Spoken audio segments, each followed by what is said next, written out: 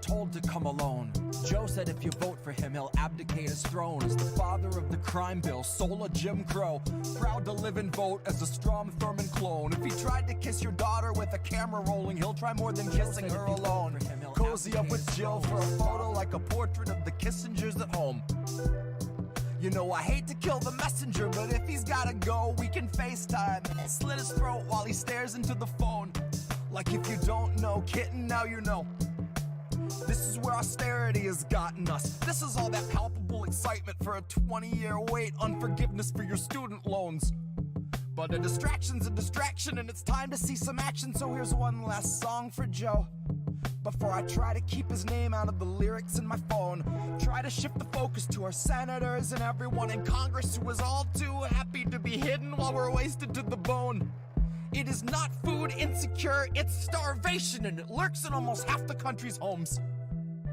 So if you plan to lay down, hold your nose and vote for Joe, have the guts to admit that you chose to submit, and that you decided lending your support to a pedophile must be a step towards hope.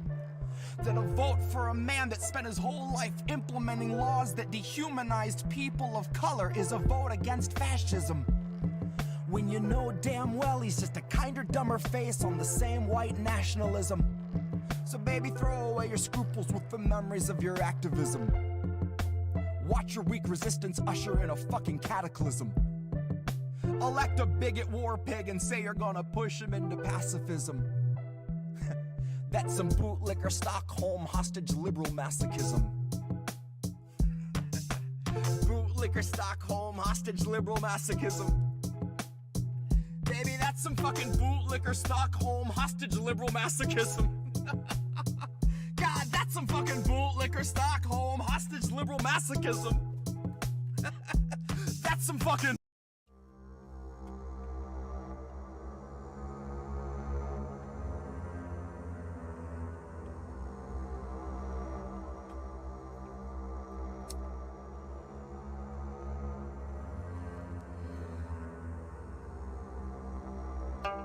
You know, sir, I like you much better with my glasses off.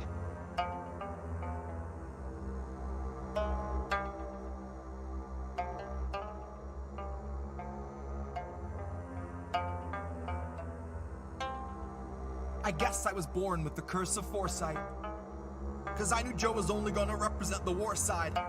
And that said, I just came to fight. You could keep the or flight.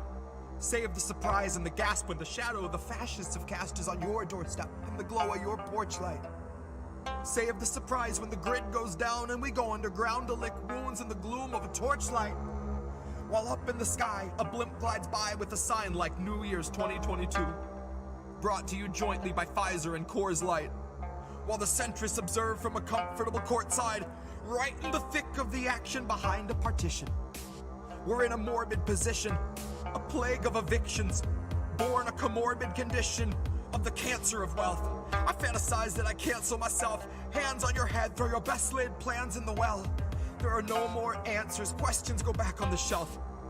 All Joe's donors, a quick show of hands. How many of you sub to the Lockheed Martin OnlyFans? How many are loyalist patrons for the Raytheon Patreon? Occupy Iraq and send $1 million off into the great beyond. Cool yourself with the safety on. True to yourself in as much as you dutifully spew out a mucus of QAnon. You can't convince me the capital wasn't surrendered with every intention of digging us deeper down into the treacherous webbing of censorship, ebbing your speech and dissension so you can't hold Biden accountable. Not in his mentions and not in the streets. Know to the end that Joe will defend the elite. Joe won't embarrass McConnell, but Joe's not embarrassed if all of your children are hungry and weak. Too hungry to speak. Too hungry to stand, they just lie at his feet. Joe is fresh out of empathy, fresh out of policy, but he'd love to know, what was your favorite ice cream flavor to eat? Back when you used to eat. I guess the road isn't rocky for people who thought we were free. They'll believe what they read, and Joe's here to lull them to sleep. Counting us down by the dozens, the culling of gullible sheep, led to the slaughter by media tyrants and government thieves. These are the leeches that stubbornly suck where there's nothing to bleed. These are the tumors that force us to crawl on our knees. This is the home of the brave. This is the land of the free. One was foreclosed in 08. One was condemned in 16. This is the home of the brave. This is the land of the free. One was foreclosed in 08. One was condemned in 16. This is the home of the brave. This is the land of the free. One was foreclosed in 08. One was condemned in 16. This is the home of the brave. This is the land of the free. One was foreclosed in 08. One was condemned in 16. This is the home of the brave. This is the land of the free. One was foreclosed in 08. One was condemned in 16. This is the home of the brave. This is the land of the free. One was foreclosed in 08. One was condemned in 16. This is the home of the brave. This is the land of the free. One was foreclosed in 08. One was condemned in 16. This is the home of the brave. This is the land of the free. One was foreclosed in 08. One was condemned in 16. This is the home of the brave. This is the land of the free.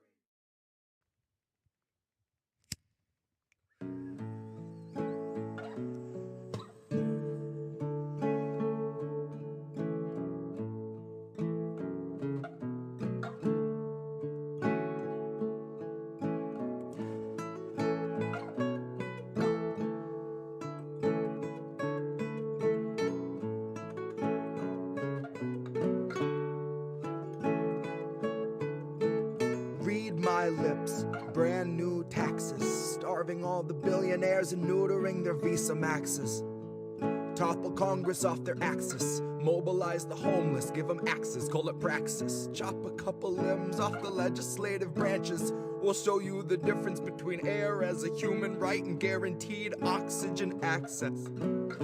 Octogenarians who barely know what day it is are culling countless citizens while sitting on a dais made of ignorance that was built on the graves of the slaves made to labor for its self-declared significance. And all to build a Congress full of millionaires who make their fortunes insider trading while they shit on all the indigent. So I got a bone to pick with our leaders, and I'll start with the ligaments. Pick right through the muscle, dig the marrow out, and serve it to the unhoused millions living in their minivans or watching their belongings get evicted from their tenement. I have a dream where we breach the walls of Congress and just let them in. And what happens next will survive in only text, cause there won't be any evidence. There will only be that heavy kind of feeling that pervades a space where there has been a reckoning and you can feel its remnants. Let any man who enters seeking power know that those who came before him suffocated on their eminence. That there once was a seal on the wall, but we quartered it and scattered all the pieces that it might prevent its semblance. And so we end the great experiment. We'll take all your billions, leave you 2 coins for the ferryman. Leave you drifting on a Dutchman floating derelict among the wretched seraphim.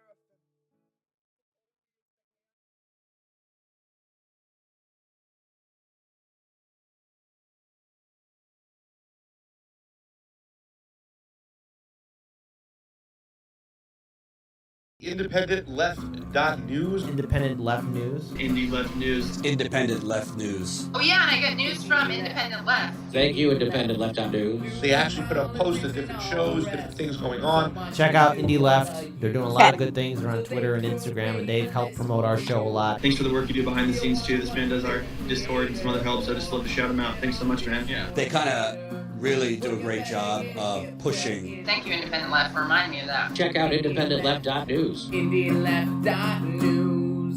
Indie Left, shout out. Okay, here we go. Hey, everybody. Wait, hold on. Here's just Indy. Hi, hey, it is Sunday night. I'm a little bit discombobulated, but we're here, and it is We Indy. both are. Like I said, we're going to show you in a second, but it's just me now. I'm just showing myself on the screen. Hi, everybody. It's Indy. It's Sunday night. It's How Did We Miss That? Yay. Okay. Woo.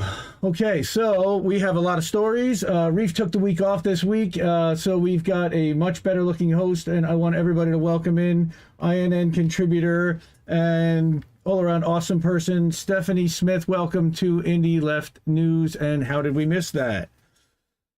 You're live. We can actually see you now. You look awesome. Hi, everybody. Hi, everybody. It's just you and me. We're just going to talk for a few minutes, let everybody kind of get into the stream a little bit. Jesse was awesome. I see Colin's in chat. He was on with Jay Buffont earlier today. So hi, Colin. Welcome. Do I still look crooked? I really look crooked. You look crooked? No, you don't look crooked. You look framed in nice. Okay. You look good to me. Push back. Eric. So Eric is here, and Frankie's here, and Crab is here, Greg's here, and Warren. I see Warren's here. Hey, Wardier, welcome. We have everybody Sunday night. Hey, Steph. Everybody knows and loves Steph already.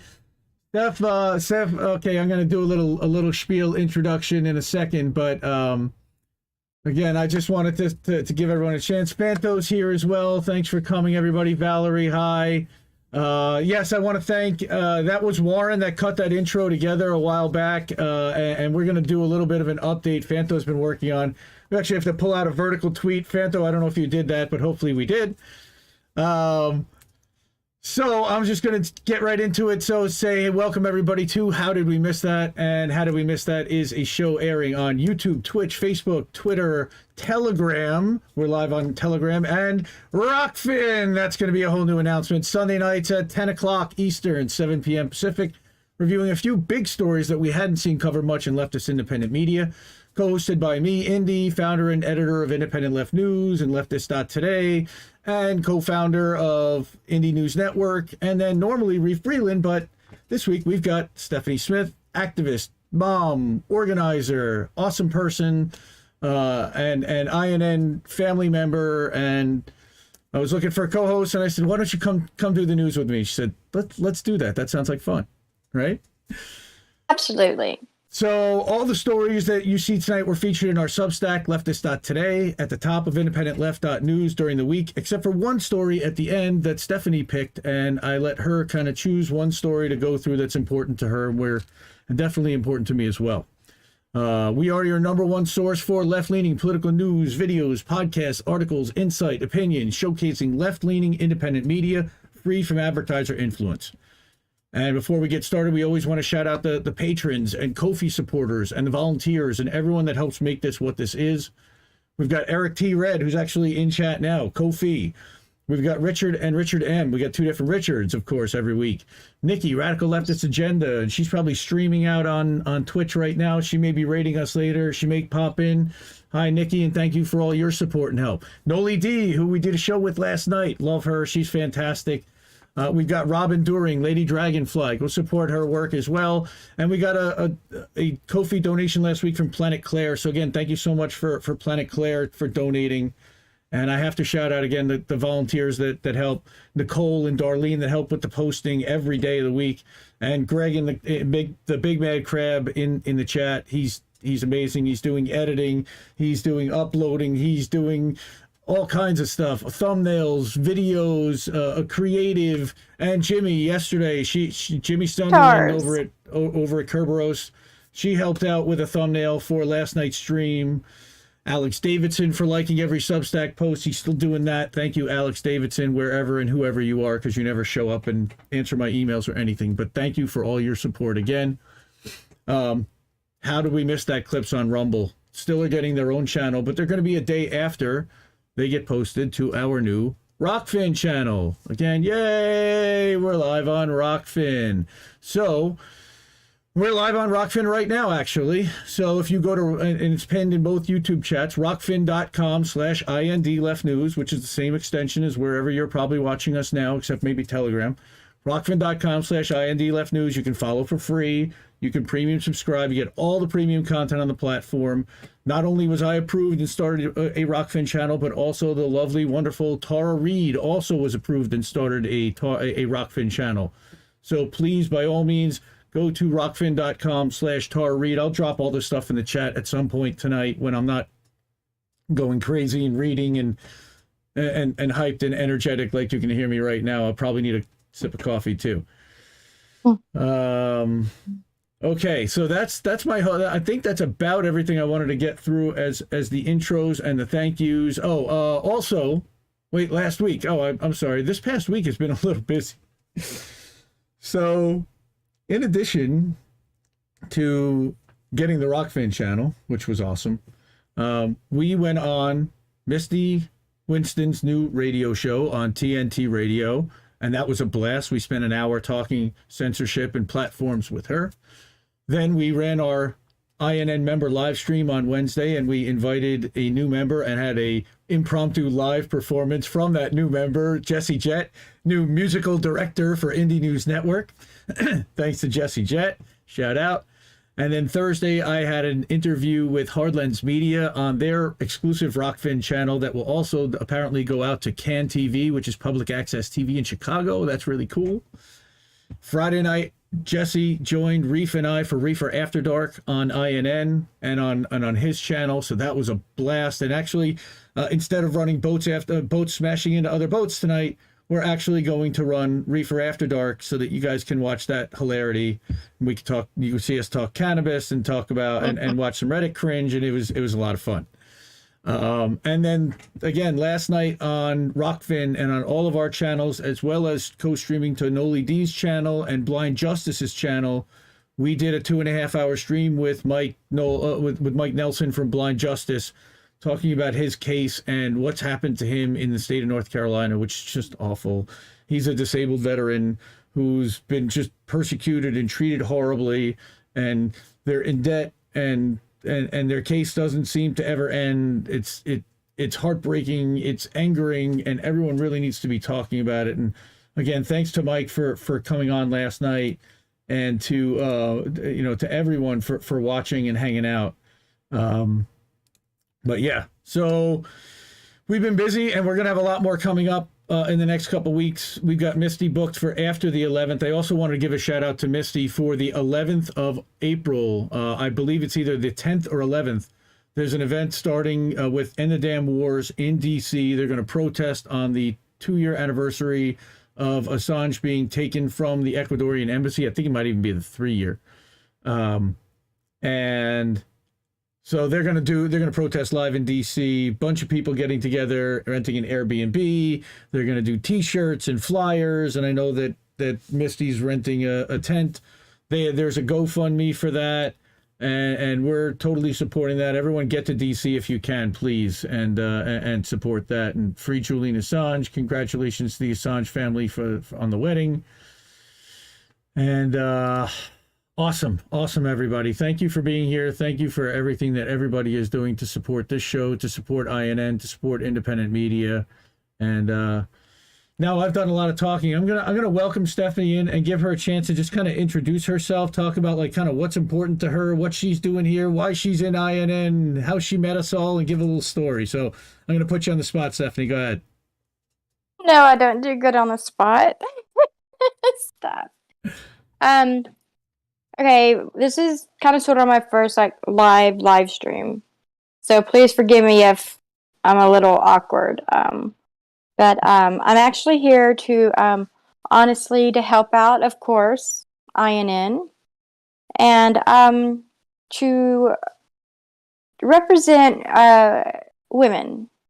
We need some women on here, and there are a lot of things going on right now that really need to be talked about that are not being talked about in the mainstream media. A lot of indigenous women are disappearing and being found murdered. We're going to get to that story later tonight, for sure. But honestly, I'm just here to help this movement move along and try to keep everyone's spirit up so they don't lose hope, because it can be heartbreaking. Every disappointment feels heartbreaking, but we cannot give up. We have to keep fighting the good fight. Yep. That's why I'm here. I'm here to fight for everybody. We appreciate it. And speak for those who can't speak for themselves. What we're all trying to do. So I want to get to our main screen now, and you can hit the doodly doop. I go to a thumbnail, and now we can see everybody here. And now you'll be able to still see, Stephanie, what I'm seeing here. And this is this screen and this window is what everyone's going to see. This is IndependentLeft.news. Okay, this is the current edition. I didn't even curate or update or move it around today. I've been so busy during the day, I barely even got a chance to look at it. Yeah. So this is about the I can Minneapolis barely teachers. see it. Oh, really? Oh, boy. Yeah, and I even have my glasses on. I'm trying to see the chat. Oh, boy. Okay. Let me see, because it's blown up pretty good already, so I don't know how much more I can blow it up, but I can. Is that better? Is that any better? It's about the same, sir. I can isolate to just the window. Hold on, I can fix that. 1 second. Change windows and just share. I wish I could see the comments. I would love to comment. How's that window? Oh, there we go. That's perfect. There Thank you go. you. Okay, so now you can see what I'm seeing, and this is what everybody's going to see next to us. So, Right. So this is the current edition. This is from today. It published and refreshes every day at noon Eastern. You can see I had an interview with Kit Cabello last Saturday for Friends of Indie Left. More stories, and then all the videos in the slider. Hey, look at that guy. There's that handsome Colin guy. He's over in chat, and he was on with JB earlier today. That video is featured in Leftist.today and in IndependentLeft.news. Primo Radical with Colonel Wilkerson. And again, there are dozens and dozens and dozens of video clips and live streams. And this is just over the last 24 hours. It's pretty unbelievable how much content is being generated right now out there, all the way back to Katie Halper, I think, who is live or was just finished up live right now. Now, on It's top really of that, good that we're doing this because mainstream media doesn't cover any of these things that we're talking about. yeah, exactly. That's exactly why we're doing it. On top of that, you can even see our Discord framed in, so you can join our Discord. That's independentleft.gg. This is last week's episode of How Did We Miss That? So anybody who wants to go back or watch it live right on Independent Left News, you don't even have to go to the YouTube channel, but you can click right there and you can go to it. On top of that, we also publish Leftist.today. Usually we publish this every day. If I refresh this, there's actually a new post published because it is the post for this stream, where again, you can watch this live in our Substack. Here are all the other links to where we're broadcasting and streaming live right now. And then an idea, a summary of some of the stories what the stories we're going to cover, links to find and follow everybody, and to subscribe to all of our channels and pages everywhere. And usually what we do with this on a daily basis is we are summarizing and grabbing the top 6 videos and top 6 articles that are on Independent Left News to give more of a showcase to the video content, because it's kind of buried in that slider. But then we look at the articles. I also grab a tweet from either the person who wrote it or from the outlet that published it or somebody who shared it that had a good thing to add on to it. So Caitlin Johnstone, you can see. So this one is just from yesterday. We didn't do one today. And look at that. We actually wrote that article last week. This is the clip and the Substack from Indie News Network. And we're going to talk about another article that I co-wrote this week with the Dissident. So been inspired to write lately. It's been a lot of fun doing that. So just wanted to go through and show everybody what these websites are, where they can find them, and why we put them together and what they include. So everybody definitely go and sign up. Again, leftist.today or independentleftnews.substack.com. That's what this website is. Again, totally free to sign up. I don't monetize the thing. It's free to all. So let's go to our thumbnail, and I'm going to get to our first story. Okay, we're going to switch the thumbnail, and we're going to go back to the main screen. And this is one of my favorite stories of 2022. And it comes from Truthout, and it is a good one because it reflects where so many of us are, right? It does. It really does. Okay. Disillusioned with Dems and GOP, independents are now the largest voter group in the United States. Love it. Yep, registered independent right here. Same here. Josephine Lee Truthout, right? So They're talking about somebody here in Arizona, how where a drought has caused a shortage, a tier 1 shortage. Jeez. Well, water is becoming a problem. And of course, the water shortage has been overshadowed by the election fraud. Now, I wouldn't call it so-called election fraud, but still, they're spending a lot of time and energy on something that we're never going to, not never, but in this case, this one won't be resolved. We can fix things moving forward, but we're not going to continue to litigate and argue something that's already, 2 years old. The guy's in office and we're already here. So, 2 years-ish. I always say year-ish because it seems like a lot longer. Right?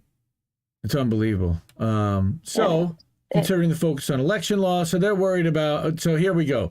Independents now make up the largest voter group in the country. As of mid-January, 46% of those surveyed by a Gallup poll, and I always take Gallup polls with a grain of salt, okay? But they identify as independents, while only 28% as Democrats and 24% as Republicans. They almost outnumber Democrats and Republicans combined. And then in other figures, I have seen that they do outnumber Democrats and Republicans combined, which is a good thing. The problem is you get a lot of those people not showing up at the polls. But according to 2018, they're most likely to be younger, male and white, right? But yes. growing among other groups. Well, remember the last primaries we had? How many showed up? Like the show out for the last primaries was crazy amazing. But I honestly don't know if it'll be that way this time. Yeah. Just because the Dems have really, really, really screwed up. Yep. Well, yeah, and then they're trying to sell this turd like they actually have done something. Exactly. Besides a child tax credit and $1,400 that was supposed to be $2,000. And there are other things, but it's been disappointing to say the least when they had majorities and, again, rotating villains that they could easily strong arm and muscle, but choose not to on a daily basis. So, Mansion. no, cinema. Yeah. I mean, but again, that's just the rotating villain. That's just who they choose. This time is going to play the bad guy. And they're happy to fill that role because it's going to make them wealthy and elevate their national status. I mean, word is Joe Manchin wants to be president someday. And he's got the money and the contacts and the skills to do it. Unfortunately, he's got the ruthlessness and he's willing to use his political, whatever you want to call it, his political muscle and his influence to actually change the agenda and affect the agenda.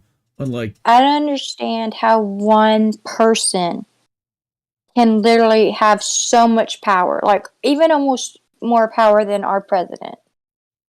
well, Literally, right. like He is the president yeah. in a lot of ways because it's not passing without his say-so. I mean, the president's going to have to eventually sign off on it, but it's never going to make it to his desk without Joe Manchin. So look at that. Biden's approval ratings dropped 32%, almost in half since last April in a year. All right. And twice the number of Republicans came out to vote for Greg Abbott than Beto. Oh, God, help us. Oh, he's totally going to win again. There's no doubt. Beto's going to get boat raced. I mean, it's going to be embarrassing. All right. Republican turnout exceeded Democratic by nearly 74%. It's guaranteed that whoever wins the Republican primary is going to win the Texas governorship. All right. Far greater than the 45% difference in the 2018 midterm elections. It's pretty unbelievable how much ground Texas Republicans have gained, even in spite of the freeze out that happened under their watch. As Rick Perry went to become the energy secretary and completely butchered it. It's pretty ridiculous. Right. So then we're talking about most independents polled are opposed to efforts to remove books from schools and a total abortion ban. And they align more with, again, I would say Democrats, but there are Democrats that are even, Democrats are right behind banning and censorship. Now they were behind removing books from schools. Well, there are some fourth grade transgender things that people, even the Democrats and the liberals are starting to get upset about. Okay. And again, I call those purists. Right. So again, what this means, while independents are opposed to culture war politics and extreme political views, right? But disillusionment with Biden among independents may result in low voter turnout rates for Democratic candidates. That's about Captain Obvious right there. All right, but that is a really important statement for people, and especially the people that aren't plugged in and paying attention, to understand. It's really, I love that they just come out right out and say it. Independents could unwillingly propel Republicans toward a congressional. Well, it's not that they were unwillingly doing it. It's that Democrats aren't doing enough to earn the vote. See how they put it? The framing of this is disgraceful. Okay, honestly, it's a great headline, and then the article gets you angry because it's blaming independents already if Republicans win. Wait a minute. Yep. How about taking responsibility and accountability for not earning their votes? Okay, so here, Absolutely not. Registered And independents. being a woman, go ahead.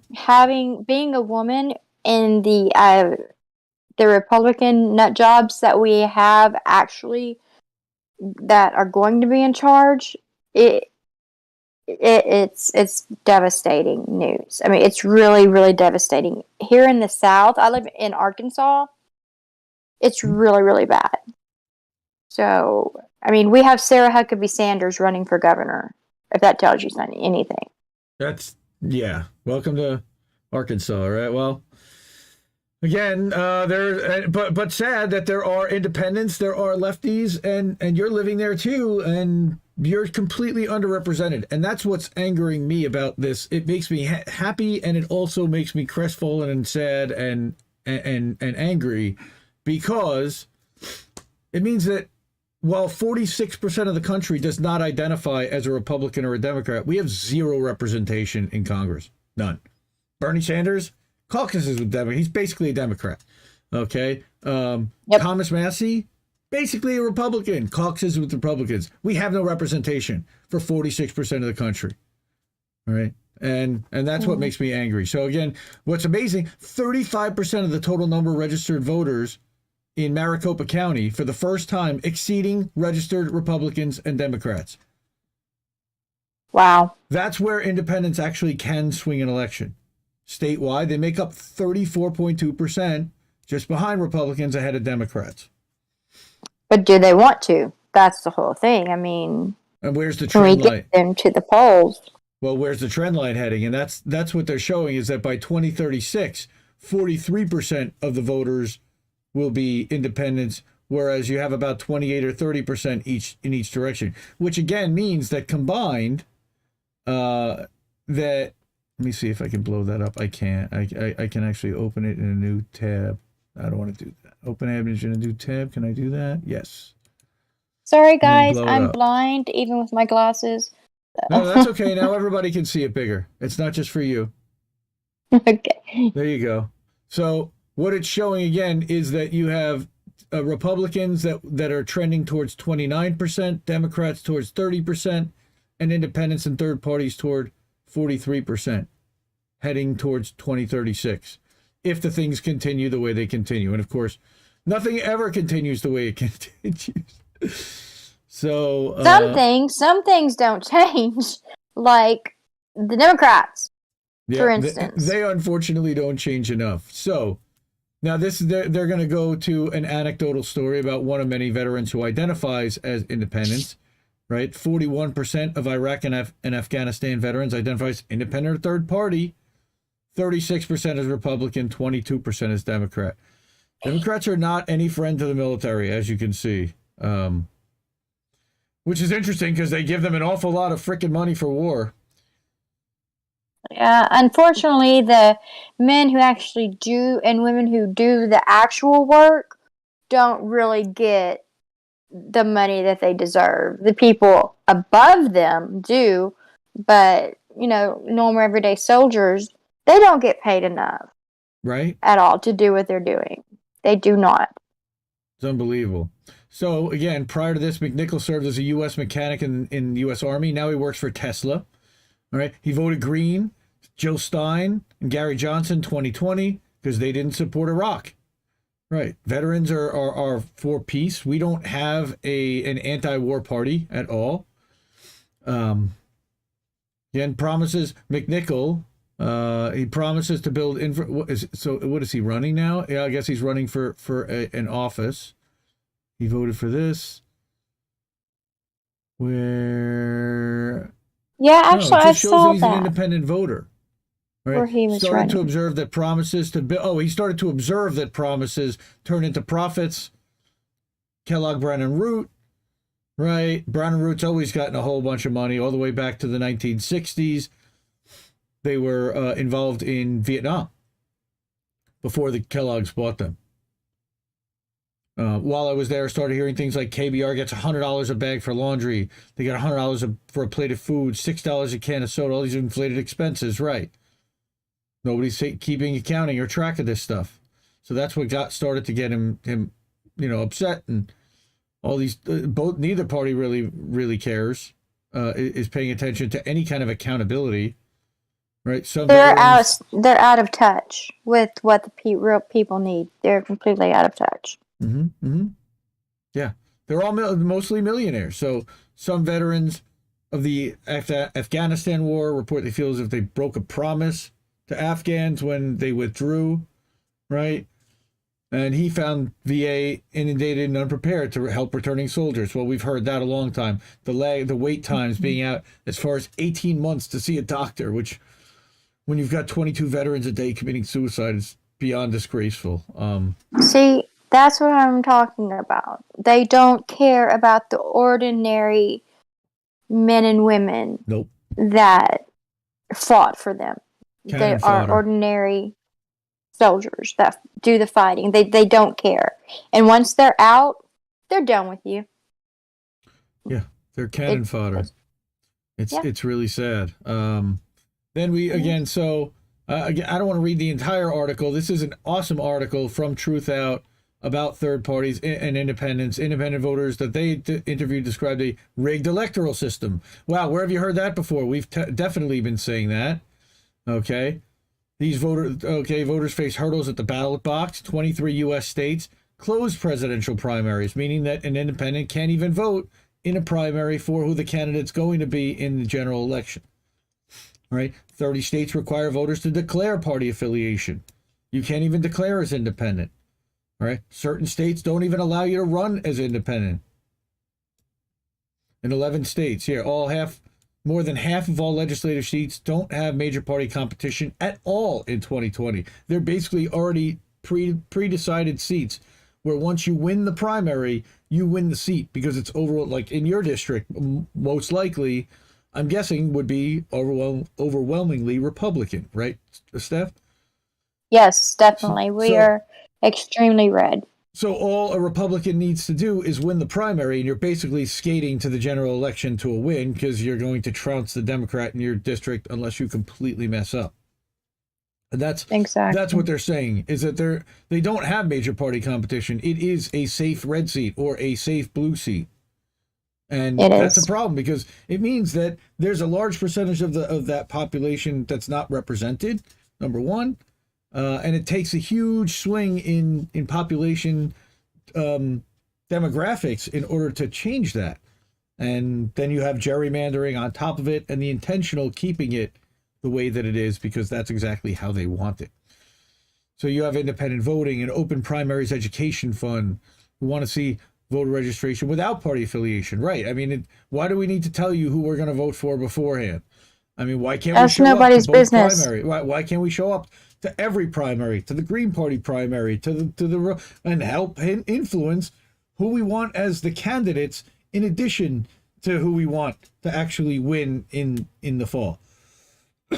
It's beyond frustrating. Again, so independents began to see the control of the electoral process by two parties was fused with the larger economic and social circumstances in the country.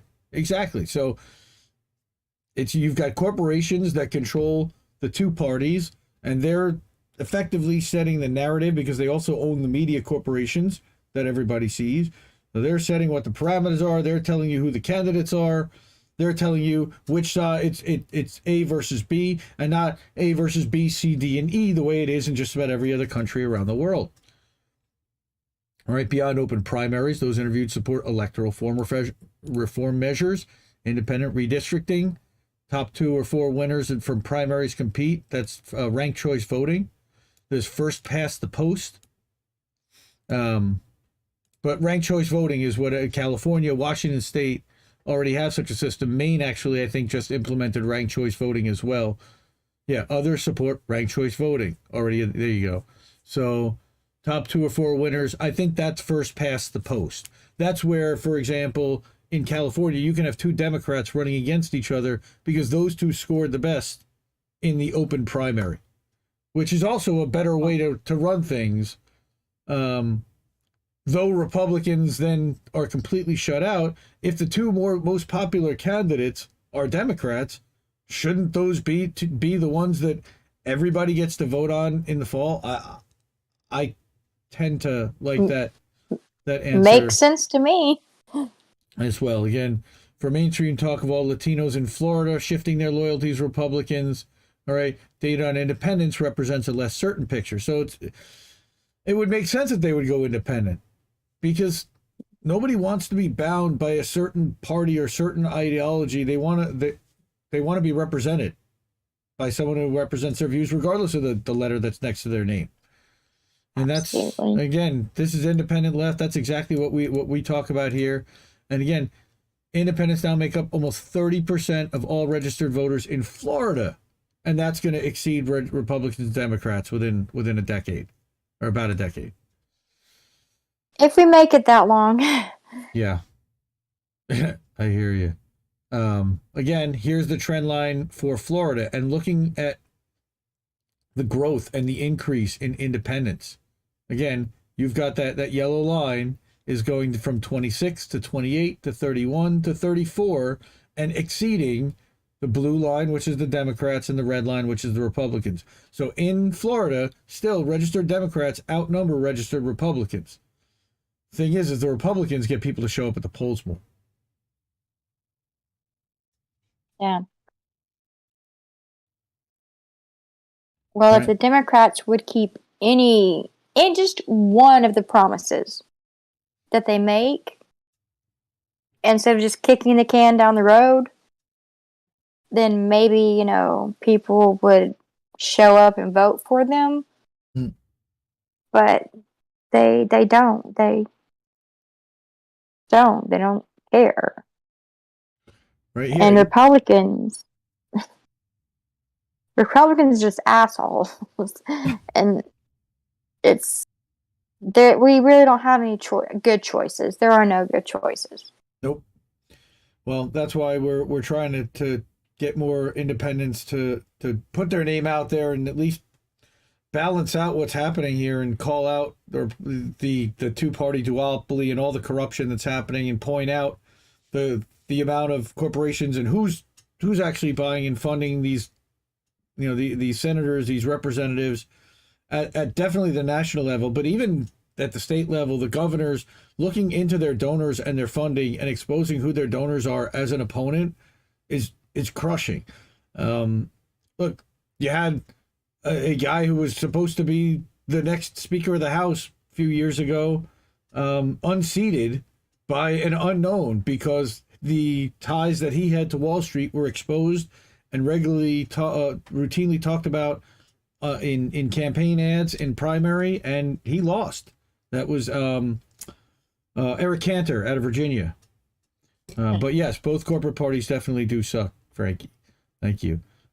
Gil, to address your question, independent, meaning that we are independent of either party, we are independent of advertisers as well, and we are independent of platform because we scream and we are everywhere. Again, this guy supported Joe Biden because he wanted to get the other guy. I didn't even want to say Trump's name. Biden made a lot of promises and then failed to follow through. So now I'm independent, effectively. Okay? Yeah. And then not happy about, wants to see government address climate change, opposes Florida's Don't Say Gay bill, which we're definitely opposed to from DeSantis. That's crazy. That is just like crazy to me. That is how, I don't understand how they can get away with it. I don't either. It's not exactly framed that way, and all the Republicans will yell at you and say it's not exactly that. It's just this and that, but it's discriminatory. And yeah, I mean, it's again trying to put people back in a closet that don't belong there or don't deserve to be, or 100%. That's not where we're at. So Right. politicians using Florida's children as playing cards, pawns, of course. All right. So talking about both Republicans and Democrats, we are disillusioned with both parties. It's not just about Biden. It's Democrats. Republicans suck as badly as Democrats. Okay, this guy's from Georgia. His hometown is lacking in educational opportunities and job mobility, right? Of course. And now Ludowici, now that's in Georgia, with a population of only less than 2,500, 56% white, 36% African American, votes largely conservative. And the Democrats abandoned the community when they believed they couldn't compete for the vote, which is what they do. Okay, they only back the districts where they think they might even have a fighting chance, rather than building a base or a foundation even for the next election cycle. Again, short-sighted, because every 4 years you have a whole crop of 18 to 22-year-olds coming in that have never voted before, that all tend to have the opportunity and tend to vote to the left and for independents and third parties. That's what this was pointing out with the Latinos. I won't say Latinx. Just shout out to Angel Rodriguez about Latinx. Thank you. Dumas and Rodriguez's statements echo the findings of September 2020 survey by Politico, our favorite, among Gen Z voters. All right, almost half of Gen Z respondents said that they voted more against Trump rather than for Biden. Wow, there's a shocker, really. We didn't know that? Yeah, Biden sucks, and so does Biden. Both parties suck, Johnson. That was, again, one of the best speeches in 2020. I don't know what the hell happened to that guy, but that speech was unbelievable. 42% of Gen Z identifies independent. Now, what happens, again, over time is they get polarized by TV. They get polarized by cable news. They get polarized by their job, by their community, by their church, and influenced. Family. And they go from being independent now, when they're younger, to affiliating with a party and kind of aligning with an ideology and identifying either as Democrat or Republican. That's what it's traditionally been. Now it seems that it's changing. Again, I'm one of those people that it's changing for. I'm a Gen Xer, and I have been independent. I voted Republican very early on. I lean left now, and I vote independent. I vote green. I'm done voting for Democrats forever. I did not know that. I voted for the first George Bush in 1992. That was my first election. I was young, so I was young and I didn't know any better. That basically, when you're 18, a lot of times when you don't have a political ideology, you basically vote the way your parents did or how you were raised, and exactly that's how I got started. And then I had an awakening and got into the workforce and talked to other people and people who were struggling and people who from all walks of life were maybe not so much when I was growing up. And it broadened my whole horizon towards that and opened my thinking to the point where by the time I was even 20, 22 or 24, 26, I was voting very differently and already starting to vote independent and do write-in candidates because I knew that both parties suck. All right, and I hate that waste your vote write-in candidate. Guess what? All these states, for the most part, are decided anyway. So write-in candidate, go ahead. But write-in Mickey Mouse. Tell them how bad you think they all suck. All right. Here, black. Again, you ain't black if you don't vote. If you don't vote for me, you ain't black. Or if you vote for Trump, right? More than a quarter of black voters, right? Of course, Biden said that, right? That was one of his things. He said it to Charlemagne the God, right? But more than a quarter of black voters registered as independent and may be looking for an alternative to both major black parties. Talk to our friends over Revolutionary Blackout Network about that. Sabby Sab, shout out to Nick, Socialist MMA. Follow everybody over there. That's exactly the demographic that they're talking about here. African Americans who are not represented by either party and are angry about it.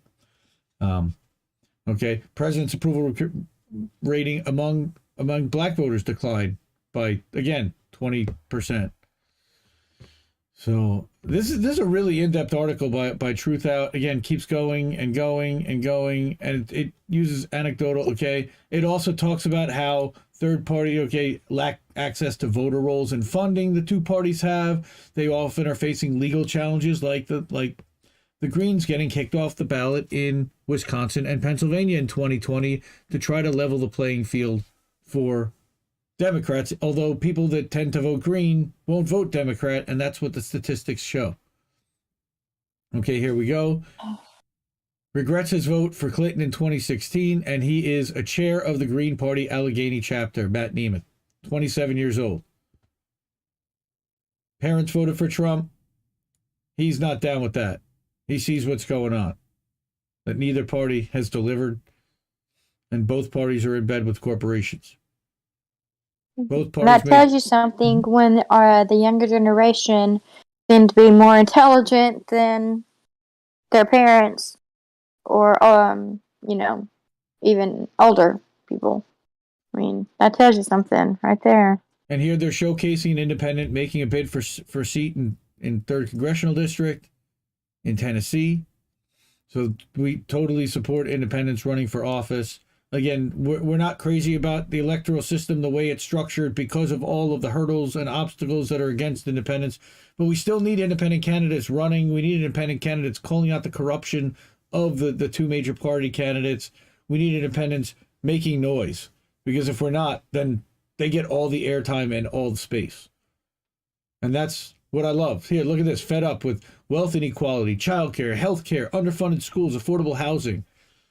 That's why we need people to run. People who are inspired by that. People who aren't millionaires. And she's not. And we definitely need, local, everything from dog catcher to senators.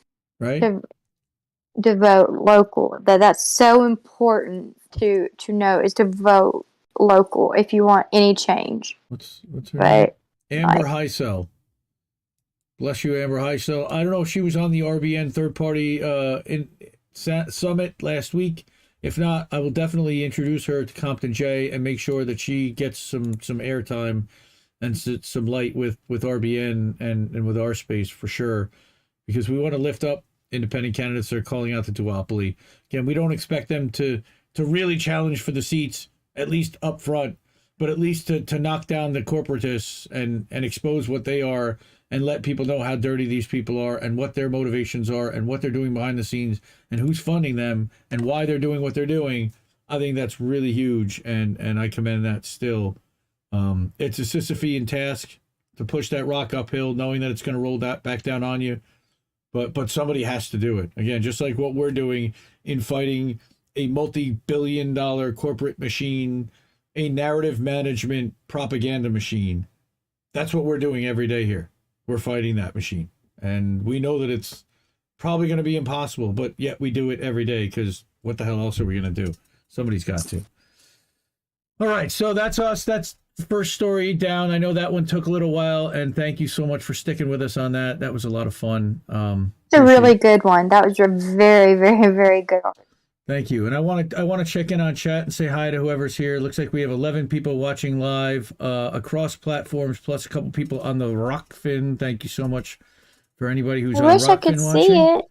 Oh, okay. So Human Love Solidarity's here in the chat, and Frankie Lee saying vote independent or write in your name. Now, what I can do for you, Steph, is if you can see... Oh, no, you can only see that screen. Sorry.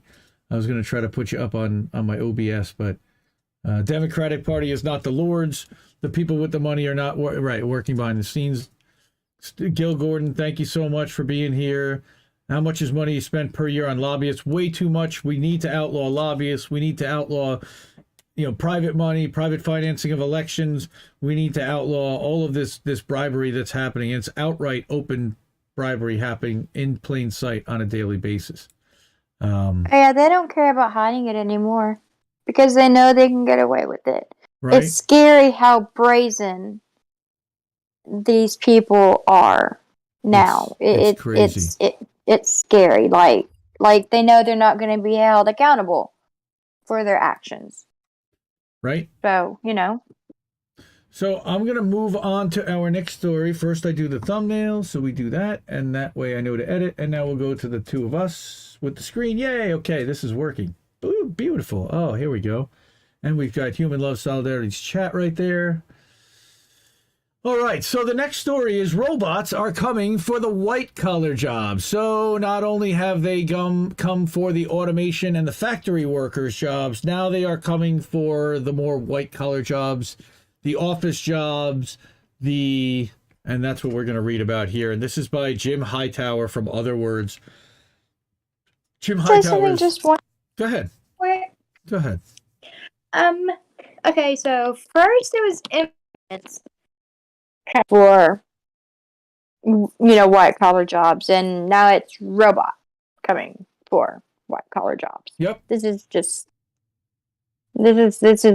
nut. This is nut job stuff. I mean, yeah. Okay, Well, I'm done. wait. I just. Well, wait. You know what? Honestly, like some of this, you kind of see the graphic in the robot. I feel like that's me in a way, because I'm on my phone, I'm on my computer, I got charts in front of me, I got notebooks open, I got 3 keyboards and 2 mice and a Stream Deck and 7 screens. So tell me how that's not me right there. I just don't have a robot head. I have a human head. Totally. But I do have that many And arms. a tie. Right? Or a tie. Right? No, I don't wear a tie. I definitely don't wear a tie. So again, in corporate speak, there are no job cuts. Instead, firings are blandly referred to as employment adjustments. Ugh, I love that. All right. Jim Hightower, this guy writes poetry. And again, this is not a short article. I will actually, it looks like it is pretty short. Beautiful. So we'll just go through it pretty quick. Okay, employment adjustments. Now, though, corporate wordsmiths will need a whole new thesaurus of euphemisms for the corporate massive job cuts coming in the higher echelons of the corporate structure. Listen to that word speak. Robot process automation is coming, all right, where RPA, you build a bot, costs less than $10,000 a year, and it takes out 2 to 4 humans worth of work. Saves you $200,000 worth of salary, benefits, and puts 2 to 4 people out of work simultaneously. So they were worried about pushing automation, but ironically, fourth industrial revolution type of stuff, they manufactured consent for a reason for everybody to have to stay inside, to move towards automation, to move towards computerization, to move towards remote work, to move towards figuring everything out online. Okay, but it's also discombobulated the workplace, diverted public attention that corporate bosses have been emboldened to rush ahead. Because, and I work for a global company that is a little disconnected, if you can eliminate some of the lack of communication that's happening across divisions, sometimes because you're not bumping into each other in the hallway. Say, hey, Bob, what are you working on? I don't know, John, I've been checking this out. Look at this. And there's none of that happening where people aren't bumping into their colleagues and talking about just what they're doing. And there's a lack of ingenuity happening. There's a lot of things happening. And they're looking at, well, how do we recreate some of that? So we think any business process can be automated, right? Half to 2/3 of all tests are being done that can be done by machines now. And I would say that half of what I'm doing right now in publishing and posting and collating and aggregating can be done by machines. The problem is that the other half can't, and that half is dependent upon a human to actually either look at something, make an adjustment, have a thought, and then make a decision and push a button. And what they're talking about is now that decisioning engines will be coming out of robots, and that's going to be the next level of technology. So conventional corporate wisdom, it's gross. That's dangerous right there. That's when you get into AI, like literally like the movie with Will Smith. All right. We haven't hit the exponential point of this stuff yet. And when we do, it's going to be dramatic, but it's already coming. iRobot, not AI. I was thinking of iRobot. No, you're right about that. I was actually seeing some AI dogs, automatic dogs, now that the New York City Police are trying to use automated dogs. Yeah, the robot dogs. They're also using them in Hawaii to work with the homeless people there, houseless people, and I even saw one administering a COVID shot, which is as scary as all hell. Yeah, there's a picture of a robot dog giving a COVID shot to a houseless person in Hawaii. 100%. I definitely saw that. I saw it on this show with Reef. I don't know, weeks ago, months ago. See, sure. that's how much they care about. They're coming for us all. They're homeless. So next level automation, Jim Hightower, OtherWords. Definitely subscribe to this publication. And this was featured in Nation of Change. Nation of Change is another aggregator that does some amazing work. They focus a lot on environmental stuff, on election stuff. I know Robert Reich and a couple of we call them shit libby guys are also there, but excellent writers as well, and a lot of good stories come out of Nation of Change. So big fan and supporter of their work. So check out and support Nation of Change, independent, and they're bringing in, again, outlets that you don't ordinarily see. They bring in stuff from inequality.org, and they bring in stuff from Open Secrets, and again, kind of like us, showcasing other independent websites that spotlight corruption. So we'll go back to us, and I will flip to our next story, which also is a little bit about the workforce. Let's do that. Thumbnail first, and now we go to Starbucks. And again, one of my favorite writers and favorite journalists is Sharon Zhang from Truthout. She is definitely a member of the All-Star team. There's about 20 or 25 writers that are pretty incredible and spot on most of the time. Truthout. And it's not even necessarily Truthout specifically, because there are a lot of people at Truthout that I'm not a big fan of necessarily, but Sharon Zhang specifically, I can read a headline and tell you that it was written by Sharon Zhang. That's how good she is and how much she's a standout above most of the writers there. And again, they have a great writing staff. They have John Neffel. They've got William Rivers Pitt. They've got other members. And again, I know these lineups like I used to know baseball lineups. It's pretty amazing. How I just transferred my love of sports to a love of journalism and a love of news and a love of writers and outlets like this. Okay, so again, Sharon Zhang Truthout. Give her a follow at Zhang_Sharon on Twitter. You can share this article, but Seattle Starbucks workers, I buried the lead, have unanimously voted to form a union. So Starbucks unionization has been happening, and this is something that Reef and I have been covering basically since we started the show. One of the main focuses of How Do We Miss That has been labor and the organizing of labor against the bosses and against corporation. We've been covering strikes, Striketober and Strikevember, and we participated in the General Strike Summit. I was one of the first people back last summer to start calling for a trucker strike, and you saw what happened in Canada earlier this year. We are big fans and advocates for using the power of labor to bring corporations and the bosses to their knees and to get equal fair share pay, working conditions, and living wages for all workers, and respect and exactly. and dignified treatment. I mean, some of the stuff, think about the Frito-Lay strike, for example, that happened this summer. And I'm frozen on the Starbucks thing. But even during the Frito-Lay strike, these guys were working 84-hour weekly shifts, 16-hour days, and they were required to do it. Basically, go home, sleep, eat, and come back 7 days a week and no days off. Well, that's just so wrong. To make Doritos and Fritos. Like, come on, man. So...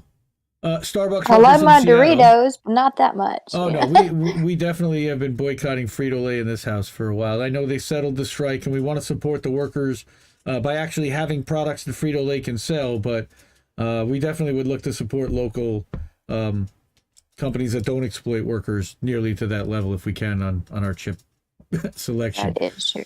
I have boycotted Starbucks.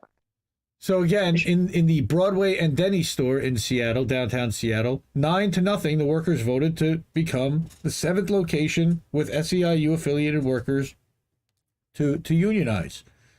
So, of course, that's Seattle is Starbucks' backyard, and they just rehired Howard Schultz, their old CEO, who's also a notorious union buster. And again, Sharon's killer. All right. Broadway and Denny store filed to unionize is a popular location for corporate employees to visit on their way to work.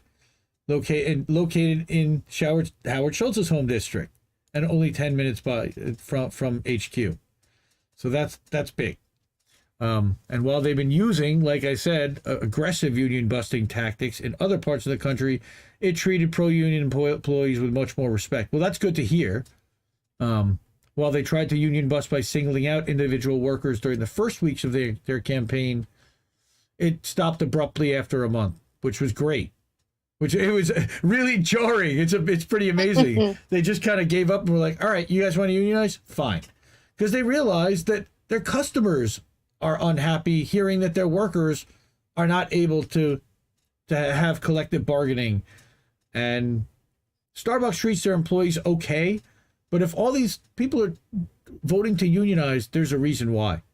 So when you have the group and there's an entire process to go through and filing with the NLRB, in telling that you intend to, you have to get union cards, and there's an entire process, like I said, and I'm just proud that these people are going through it, because statistics and studies have shown that collective bargaining against these corporations, workers end up treated better, paid better, with better benefits than workers that don't collectively bargain with an employer, and with private employers. Okay, but Mesa and Memphis, almost all the organizers, they fired a bit of color. All right, and that's pretty interesting. So they're saying that there might even be a racial element to that, right? Sounds like it. Workers condemn Starbucks for union busting. Of course, there's a right side to history and a wrong side to history, and right now Starbucks is on the wrong side of history. Can't agree with that more. Yep. Right. Like Arkansas is a right to work state, so we're it's. But still, nationally, you can still have unions, I believe. Even if it's a right to work state, there's still the ability, I think, to unionize in the state. I'm pretty sure that Amazon workers were talking about that, but I'll definitely look into that. But this is pretty interesting. Schultz is preparing to take over for Kevin Johnson as interim CEO, and workers have said that he's being brought in specifically because he's anti-union. All right, several in locations in a roastery were unionized in the 80s, and then it was decertified in the 90s when he was running it.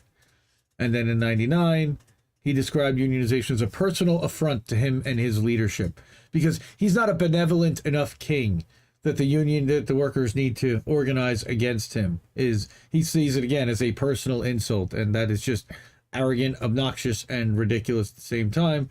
While he did help build a business, whatever, but he did it on the backs of all these workers, and there was plenty of Starbucks workers that would tell you that they were not necessarily taken care of. Okay, so in a letter to Schultz sent by Bernie Sanders, he called on them to stop union busting and obey the law. So again, they're still doing this right now. It's happening in Memphis. It happened in Buffalo. I mean, the Buffalo Starbucks, it was well documented, all the things that the corporation was doing to try to discourage them from unionizing.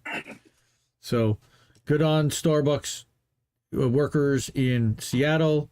We encourage and want to see more of this. If the workers want to organize, okay, to take power back from management, okay, we're also fan of labor owning the means of production, and worker co-ops and different structures, stakeholder vested interest, 100%, and not specifically accountable to, where they're also sharing in profits, and their labor is actually getting them, they're participating in the gains that their labor is yielding. So that is the Starbucks story, which is really kind of heartwarming and exciting that they're starting to get some traction against the corporation. So that's us. Next is kind of A not so fun story. Again, I'm going to go back to thumbnail, and now we've got. Oh wait, wrong one. I'm missing one. I just closed the wrong window. Hold on. Hold on. Just saw it. Yeah, I know. This one. There we go. Okay, so it's from Jake Johnson, again, another member of the All-Star team, one of the best writers, and CommonDreams has, in my opinion, the best team of writers overall, top to bottom, in the business. It's close, and it's getting more and more competitive. Mint Press News does some awesome work. Consortium News does some awesome work. CommonDreams has a much larger staff, it feels like. And again, I can name 7, 8, 10 writers out of CommonDreams who are just top-notch. Jake Johnson is one of the leaders of that, for sure. So, report rings alarm over private equity's grip on home health and hospice industries. And I don't think this is any surprise to anybody who's been watching here, who's been paying attention on the left, but I love that they're calling it out and they're writing an article that everybody can really read and understand. Let me see if I can blow this up a little bit more for you. There you go. Here you go. So, private equity is buying up companies, right? Extracting as much possible as profit as possible, and often with disastrous consequences. So in recent years, according to a new report, PE firms have increasingly sunk their teeth into the fast-growing home healthcare and hospice industries because the parasites need to profit off of grandma and grandpa and the growing baby boomer generation that is now coming to retirement and needing all kinds of home health services. So, and this is something I'm going through personally. My grandmother is going through this personally right now. I think everybody, just about everybody, either knows somebody or is related to somebody who is going through it right now. Okay? Due to increased demand, stable Medicare, Medicaid reimbursement schemes, home health care and hospice services have increasingly been provided by for-profit companies provided by PE stakeholder project. As for-profit home health care and hospice companies have become more profitable, PE firms have turned to them as reliable sources of revenue in the healthcare sector. Right. So very, very benevolent. Unfortunately, they've been linked to lower standards of care compared to their nonprofit counterparts, including but not limited to lower number of visits to patients by healthcare professionals in their final days of hospice, higher rates of hospitalization in home health care, and poorly paid yet highly stressed employees in both sectors. I don't think this is a surprise to anyone. We covered the Wisconsin healthcare system, and those are actually not-for-profit hospitals where they actually stopped employees for one day from going to the other hospital for a better job because it would have meant that the trauma, they would have lost their status as a level 1 trauma center, which would have hurt their community. So a judge actually stopped them from going to the other hospital. Reef and I covered that a few weeks ago. It's pretty amazing. It happened. It was resolved within a weekend. So it happened on Friday, and then by midday Monday, they were able to go to their new jobs. But the fact that a judge was able to stop somebody from privately going from one hospital to another is insane. I hope my mascara is waterproof because this one is a big one. Yeah. So again, private equity investments in nursing homes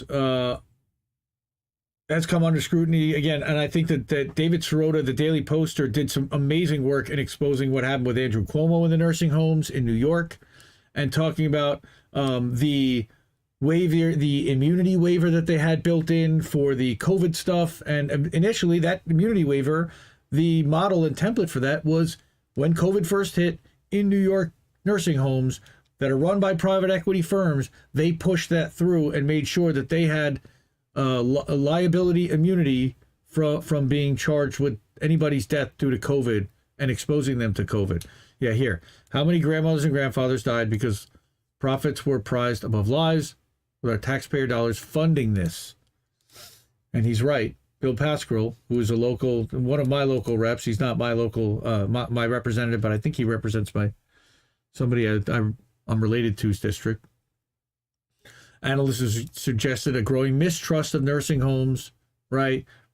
All right, so what we're looking at is home-based healthcare, where you've got family taking care because the people that work there, while they're doing all they can, they are overstressed, and they've cut the number of beds. They doubled the number of beds that each person has to operate and to look after. And you push the bell and you push the bell, and nobody can come because there's nobody monitoring the nurse's station because they're already taking care of somebody else because they have too many patients to look after. And why? My aunt works at a nursing home. At a nursing home. And a lot of this is going towards private equity profits, and it's an even less regulated space because it's private. All right, the nursing homes, but this home health care, home health, at-home hospice, and now again, private equity is starting to dip into this division and provide nurses and aides. And again, they're going to understaff them. They're going to overwork them.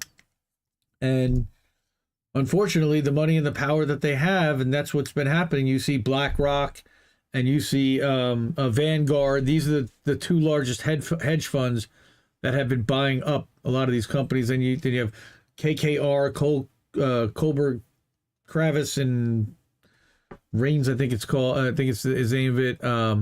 But you've got these massive hedge funds again. So here, right for the taking, hospice payments. Medicare accounts for 85.4%, Medicaid for 5%, managed care or private insurance 6.9% in hospice payments. So you've got a large private insurance, managed care, private insurance. That's 7% of the puzzle alone. That's tons of money. And then others, including charity and self-pay, is only 3%. But you've got, again, hospice payments are mostly coming from Medicare. So they know that the government, Medicare, is a reliable payee or a payor. So they want to get into wherever you can get Medicare and then bill the government for whatever they can at Medicare rates because it's profitable. And they figured out a way to make it profitable because they squeeze the workers. They squeeze the salaries. They squeeze more people into more beds. And then what they do is they don't even offer full-time work to a lot of these nurses so they don't have to pay benefits. And the nurses are paying for their own health care, and they can't even go to the hospitals that they work at. That is terrible. Right? It's disgusting. I mean, what did I just say? It's literally disgusting. People can get away with this. KKR, right? So here's Bright Spring, which is a client hit her head twice before dying in 2016. Once when her wheelchair wasn't properly secured in her company van, and another time days later when she fell out getting out of bed due to lacking rails, which she required given the damage sustained from a stroke.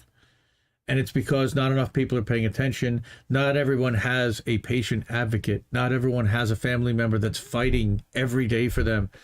And God bless the people who are those patient advocates, because without a squeaky wheel, unfortunately, sadly, a lot of these people are treated horribly. And it's,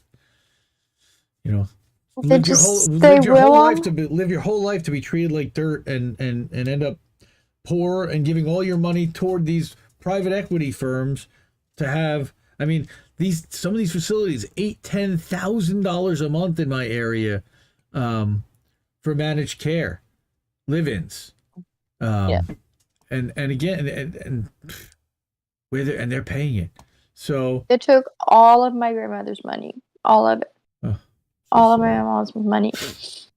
And it still wasn't enough. She had to finally get Medicaid to have them take care of her. Yeah. My mother-in-law's on Medicaid as well because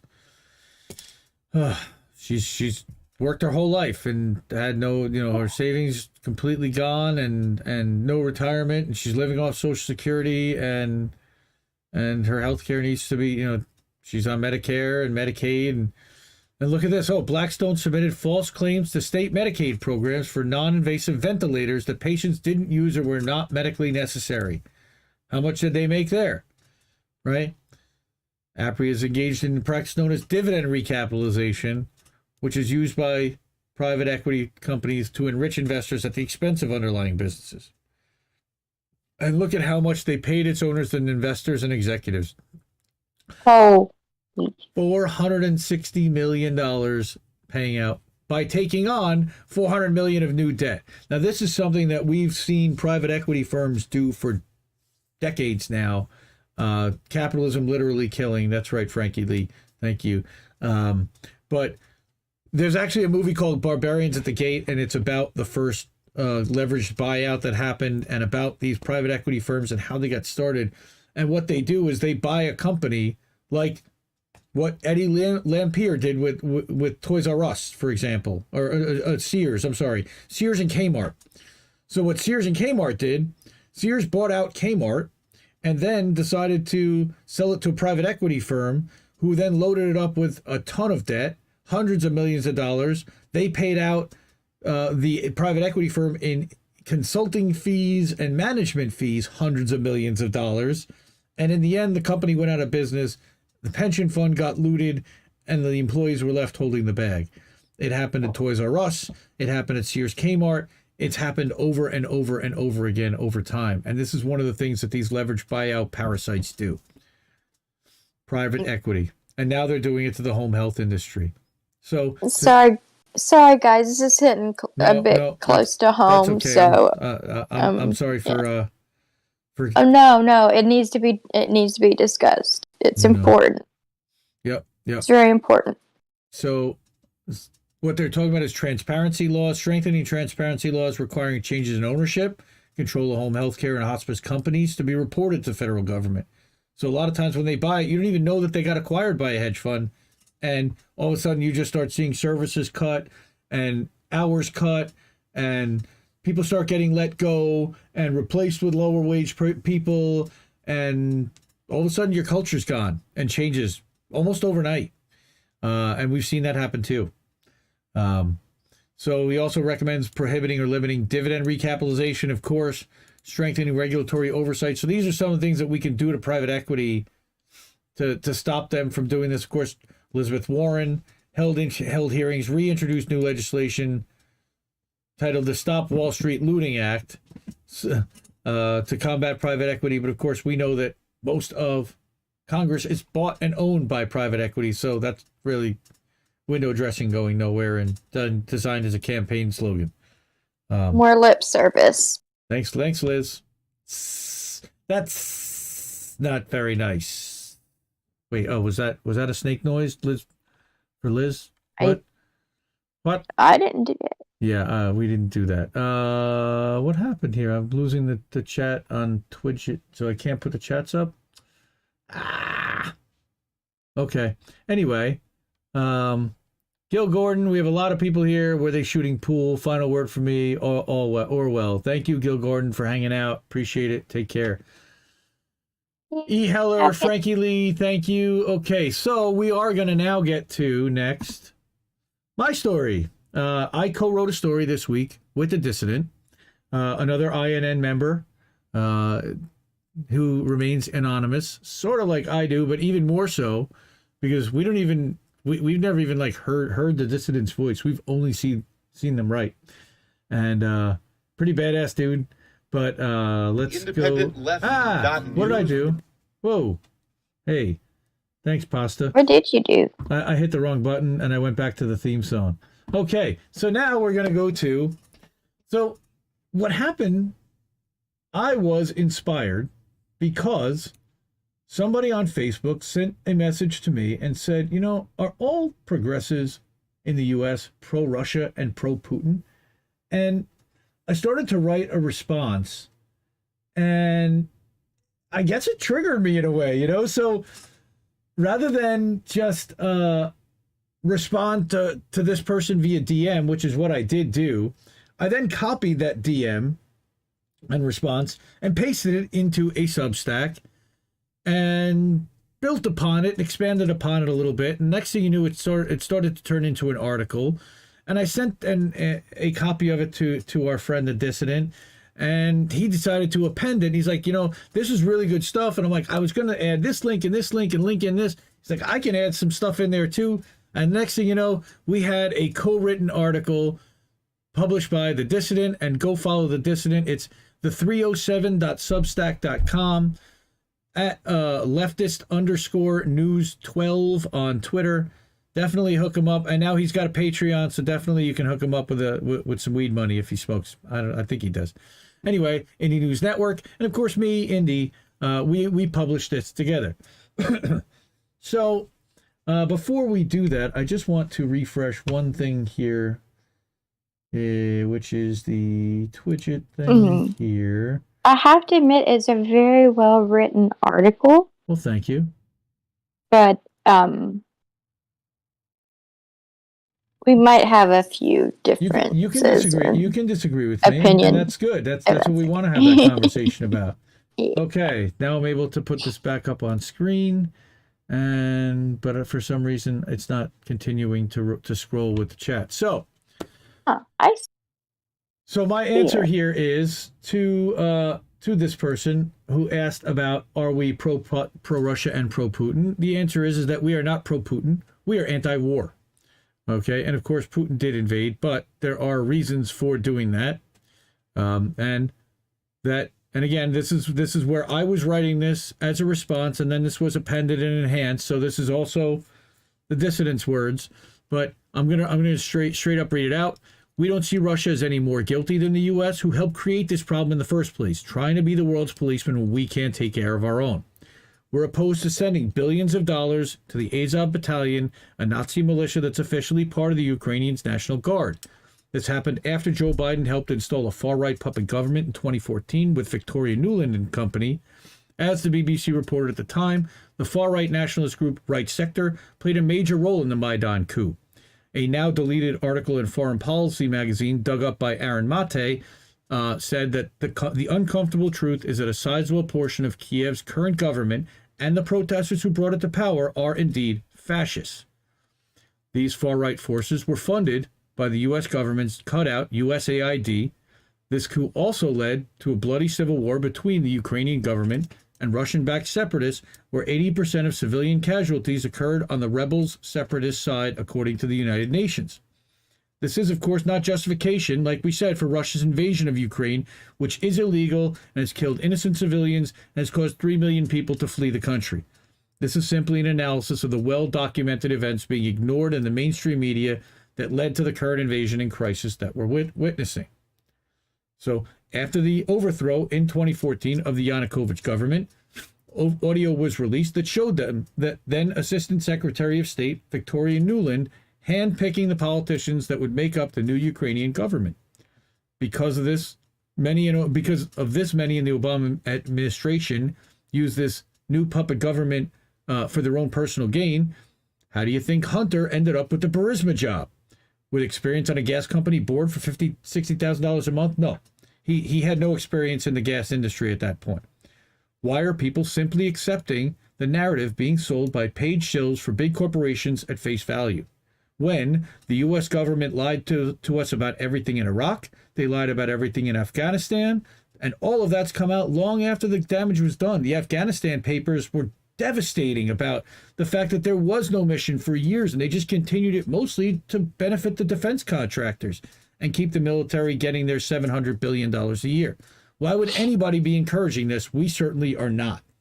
So, anyone who thinks the United States' involvement in this war is for noble or humanitarian reasons is naive, to put it nicely. Biden so far has killed 13,000 babies in Afghanistan with crushing sanctions, and he's continuing to fuel Saudi Arabia's genocidal war in Yemen. Okay, it's clear the U.S. intentions are to drag this war out as long as possible to weaken Russia's army. And as journalist Jonathan Cook said in a piece from InPress News, that the U.S., by contrast, wants a long proxy war of attrition, covertly supplying Ukrainian forces, indifferent as to whether they're nice ones or neo-Nazis, to bog Russia down in years of a difficult guerrilla warfare and counterinsurgency. Okay, that's actually very similar to what happened in 1980 with Afghanistan initially, when we funded the Taliban to begin with and gave money to Osama bin Laden. Yes, we did that in the 1980s. Okay. Yes, that we did. So what we wanted, what they're talking about is drawing Russia into a long local proxy war, spending money, resources, time, diverting away, and weakening Russia's position globally. So this strategy was detailed by Ned Price, who said that he was against Zelensky's openness to a diplomatic situation because the war was bigger than Ukraine. And as the U.S. is clearly pursuing a proxy war over a diplomatic solution, okay, as Dave DeCamp of Anti-War put it, that instead of pushing him to declare neutrality, the U.S. continues to arm Ukraine. Why? Okay, we know that they're going to get crushed. We cannot supply them with enough weapons, and unless we get involved ourselves personally, they cannot possibly defeat the Russians. They don't have the military, they don't have the people, they don't have the equipment, they don't have the technology. Okay, They aren't doing too bad so far. that it depends on who you ask. So, when asked if the U.S. is counseling Zelensky on negotiations, White House Press Secretary Jen Psaki said Monday that they're in touch with Ukrainian officials every day, except that she also said that we're going to effectively send more weapons into the war zone. Not that we're brokering a peace process. We're not even having discussions of peace at all. And Blinken confirmed that on Tuesday. So We know Putin doesn't want peace, though. We know he wants all of the land, that was the Soviet Union. He wants all of that. Well, I don't know if that's necessarily what he wants, but he definitely declared that region, the Donbass region, as an independent nation a week before he did this invasion, and basically warned Ukrainians and said, look, if you can stop this shelling and you can stop this from happening, but if you don't stop, attacking this region, we're going to go in and we're going to stop you from stopping them. And that's a lot of the argument that's happening here, on top of the fact that NATO has continued to expand eastward, etc. And does he want to rebuild the Russian Empire? I don't know. What he wants is NATO to not be involved with Ukraine, and for Ukraine to be at least a neutral zone, if not rebuilding. And not, again, I don't think he's looking to take over all of Ukraine. He wanted to have Donetsk. He wanted to have Luhansk, okay, and not even have. They are mostly Russian area that wanted to be part of Russia, though they are Ukrainian right now. Okay, and just like with Crimea in 2014, when they annexed Crimea, there were people in Crimea that were fighting to be part of Russia. Okay, and again, there's people saying that he funded the separatist movement and caused that unrest, just like we cause unrest everywhere else around the world. I'm not saying this guy's benevolent, and nobody's ever said that he was. What we're saying is that we've caused a lot of the problems to force his hand to the point where he had to do something. So when we attempted a coup in Venezuela, Russia sent hundreds of troops to stop the overthrow of Maduro. And by stretching this war out as long as possible, by flooding Ukraine with weapons and crushing Russia's economy with sanctions, the U.S. sees an opportunity to take out an obstacle to its regime change goals. And because that's exactly what happened, okay? It's the same thing with Syria. We're trying to do one thing, Russia's trying to do the exact opposite and make sure that we're not undermining a democratically elected government that isn't friendly to the United States, which we have done repeatedly all over the world. Okay, and here's something that I wrote, because some of this stuff was written by the dissident. This was word for word in the DMs. The sad truth is that it breaks down to a lot more nuance than just one side bad. All sides have gone wrong. It's about what we do now that we live in so that we live in peace, so that everybody moves forward equitably, so that the United States is not threatening Russia with all of our bases everywhere outside their country. What Russia does not have is bases surrounding the United States. But we have bases surrounding their country. What was that? Was that Reef or was that you? Okay. No, that was you. That's not even to make mention, like I said, of the Nord Stream 2 gas pipeline between Russia and Germany that was about to go operational, that we were desperate to stop as a country, nobody else. And we actually are benefiting now because the cutoff of Russian gas and that was going to be sold into Europe, we're now starting to pick up the slack and sell that to Europe at a much higher price, by the way. But now our oil, our gas companies, our LNG companies are actually selling more. So it's costing Europe more money to not buy from Russia. Okay. Or, for example, the expansion of NATO to add 14 countries east of Germany in the past 3 decades, when we committed back to Gorbachev that we would not expand 1 inch east of Germany. But we've continued to do it. And we continue to push the bear and poke the bear and poke the bear. And what do you think? What do you know? The bear roared. All right. So he did. multiple stories. He and really videos. did. Yeah, we really did. Okay, multiple stories and videos initially coming from Ukraine that were debunked as old footage, and that was another article that I wrote and that we covered here, where they were showing photos of kids saluting tanks, and they were trying to engender all kinds of sentiment. And it turns out those were from 2019, 2016. Zelensky in a bunker with all the gear on was from when he did a checkpoint stop in 2021. Had nothing to do with this war, but they were selling as if he was sitting on the front lines hanging out with soldiers. Not true. And they were selling a narrative, and they're still selling a narrative. And it's the same narrative that they sold as Andrew Cuomo 2 years ago. The sexy guy. See, I didn't know that. That I did not know. Mhm. I honestly did not know that Mm-hmm. about Zelensky. I didn't know that. Oh, there's a ton about Zelensky and the fact that he actually he's an actor in the country who played the role of the president in a TV show in Ukraine. That kind of, and then 4 years later ran for president and won. That's Zelensky's story. That's how he ended up as their president to begin with. At least he hadn't dipped out like Afghanistan's president did in the middle of the night. There were actually questions of whether he did skip out and go to Poland, but he's still there apparently, and he's still meeting with Putin, and he's still trying to negotiate something, although he's not really empowered to negotiate anything. I don't know what he's doing. Yeah. I said there's questionable narrative story being put around Brett Renaud's death at a Ukrainian checkpoint, and we covered that last week in How Do We Miss That? All right, in the dossier. Yeah. And again, he's talking about how he was tragically killed. All right, and immediately the story and the narrative coming from all corporate media was he was killed by the Russians. He was killed by some kind of missile fire, and they definitely did it. Right down to denouncement from Boris Johnson within 1 hour of it being announced. And the whole thing to me sounded like a cover story was being put up. And sure enough, they talked to the guy who's in the car with him, and it came from gunfire. It didn't even come from a missile. And turns out there were no Russians in the area. It was an area that was controlled by Ukrainians, and it happened near a Ukrainian checkpoint controlled by Ukrainians. Who killed this guy? It wasn't the Russians. And that's what this article is saying. And again, where are you going to hear that on mainstream media? Nowhere, because they want you to believe Russians bad. And that's what this whole thing is saying. We are not pro-Putin. We are not pro any of the... Putin's an oligarch. He's a billionaire also, and he's a spy. He's a freaking gangster. He's a spy and a gangster, correct. Like, he's not a good dude. I never thought and purported that he was a good dude.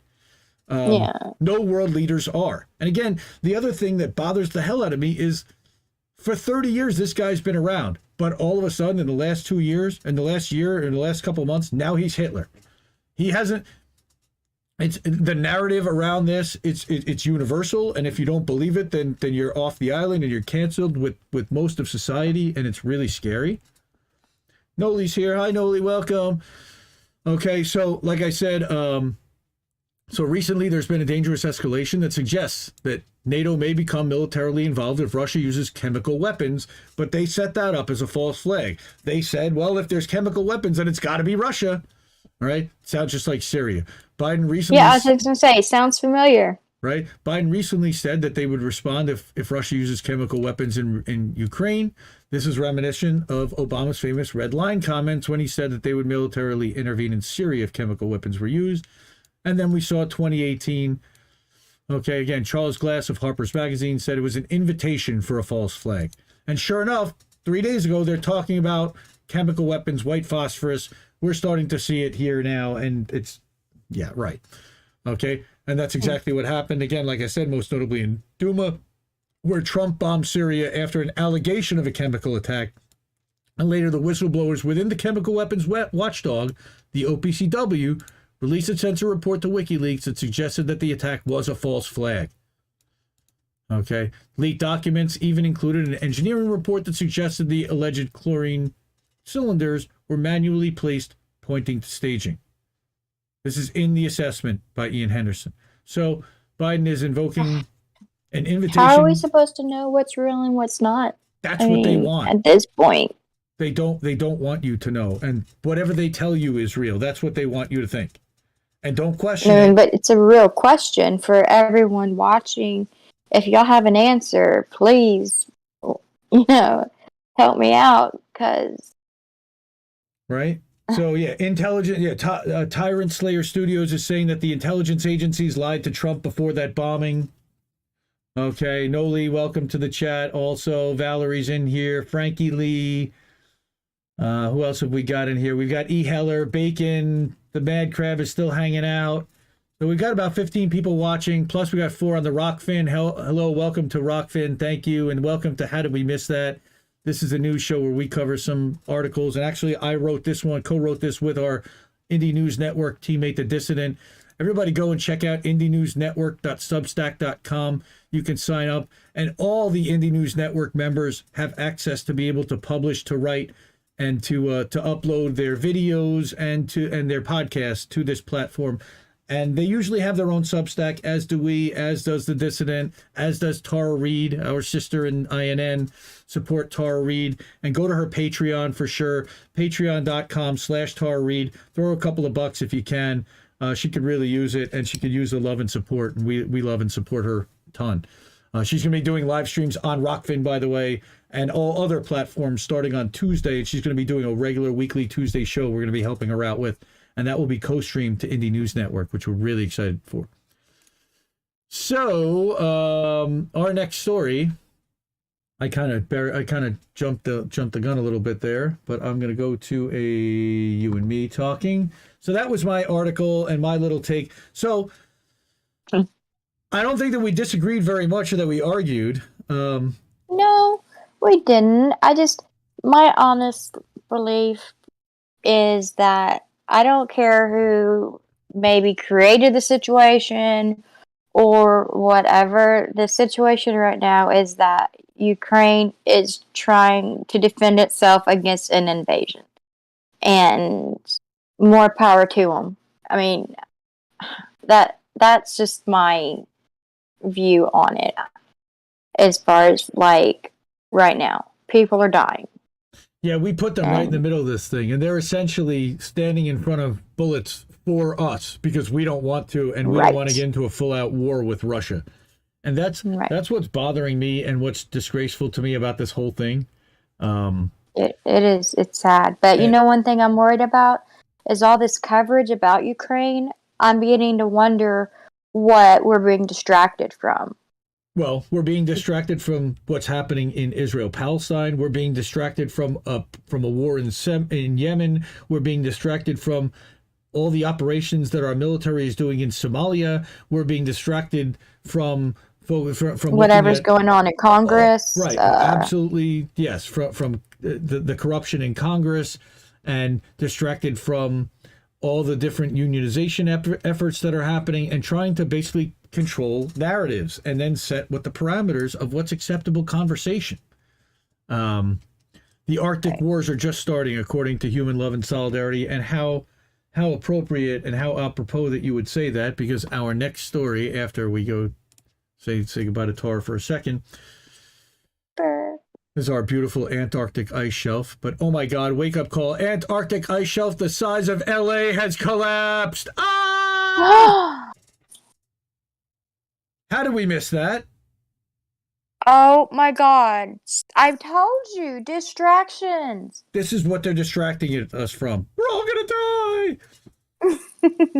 Okay. Andrea Germanos, another member of the All-Star team. And I have to say that in the last 2 months, I think I featured more Andrea Germanos articles than just about anybody else on How Did We Miss That. She's been outstanding, stepping up. And one night I've definitely got to check these people out. She wrote 2 articles in one day for CommonDreams that could have been both featured #1 lead articles. Outstanding stuff. I don't know if you know how hard it is to write this kind of stuff and pump it out on a daily basis. And the kind of dedication, again, just such a big fan. I'm sorry, Noli wants to send her money and she don't have Cash App, and she says F PayPal. Well, Noli, you can always hook it up. You can always send it to me and I'll hook her up. I think we are getting Tara set up with a Cash App. But like I said, I don't want to chip out our friends in the Arctic and talk about climate change and the Antarctic. Oh my God, an ice shelf the size of LA, right? So while humans are killing humans, governments are spending on weaponry. The environment is collapsing so that there will be no tomorrow. That's Yanis Varoufakis, of course. We know him very well from DM25. The collapse, as Guardian CNET reported, occurred around March 15th. During that week, an unprecedented heat wave hit the region. We knew that it was like 90 degrees, I think, at one point, 40 degrees Celsius above normal, which is crazy. And you still have people who don't believe that climate change is real. Yep. And that we, as humans, affect it. I mean, I know we can't stop climate change, but we can help slow it down. Yeah. But sure. The outlets pointed to a tweet with satellite imagery shared by Catherine Walker, an Earth and planetary scientist, the Woods Hole Oceanic Institute, and NASA. Right? Complete collapse of East End. Watch this. am I allowed to cuss on here? Yes. Holy shit. Yeah. What did I just do? Here. So this whole thing just see that piece right there? It just disappeared, broke right out. Jeez. Yep. And then this too. Here's another picture of it all just bloop, falling right in. But yeah, climate change isn't real. It's all just a hoax. Now here, Stef Lettermit of the Delft University in the Netherlands, of course it's Delft in the Netherlands, on Friday shared time-lapse videos of the change.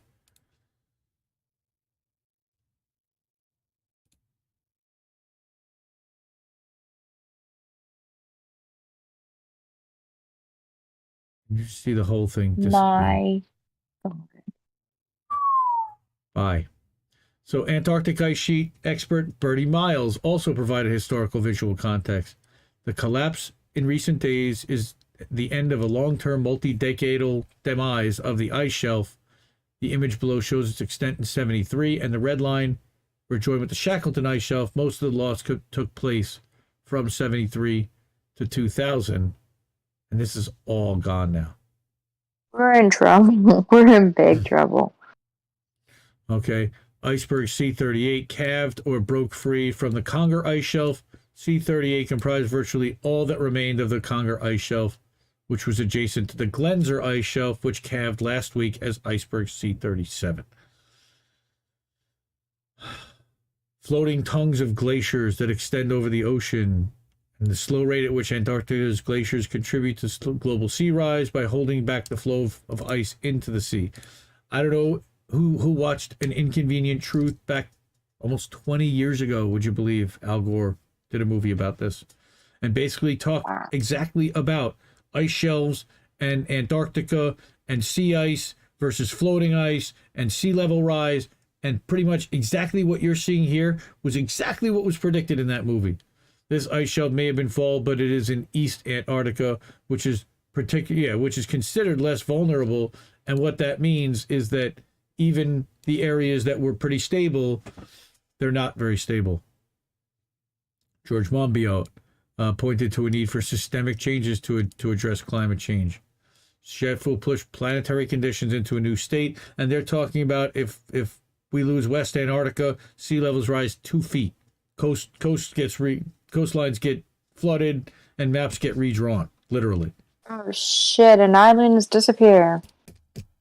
We knew what was happening. The writing was on the wall, yet we continued opening oil fields, driving SUVs, leaving homes uninsulated. It's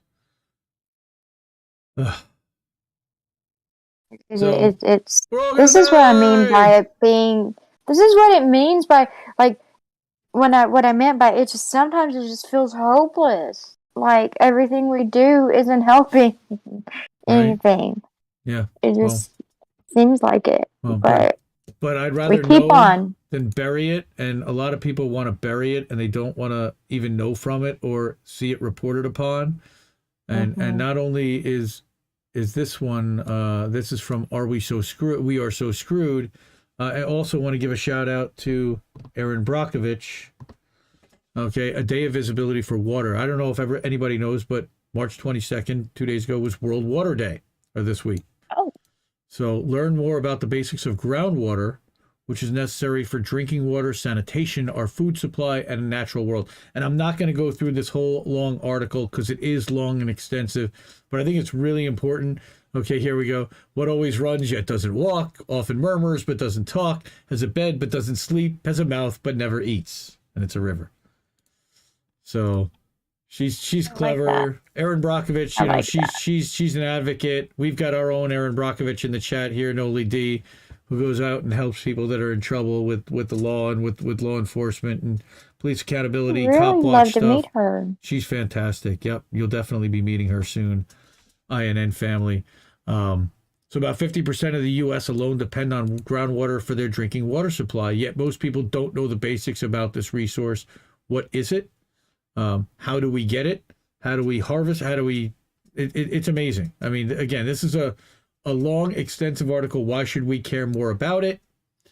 70% of the Earth's surface is covered in water, which we know. 96% of it is saline, and less than 1% is drinkable, potable water. All right. Surface water and groundwater are the potable water. And then stuff that we have to treat and filter in order to even drink it at all.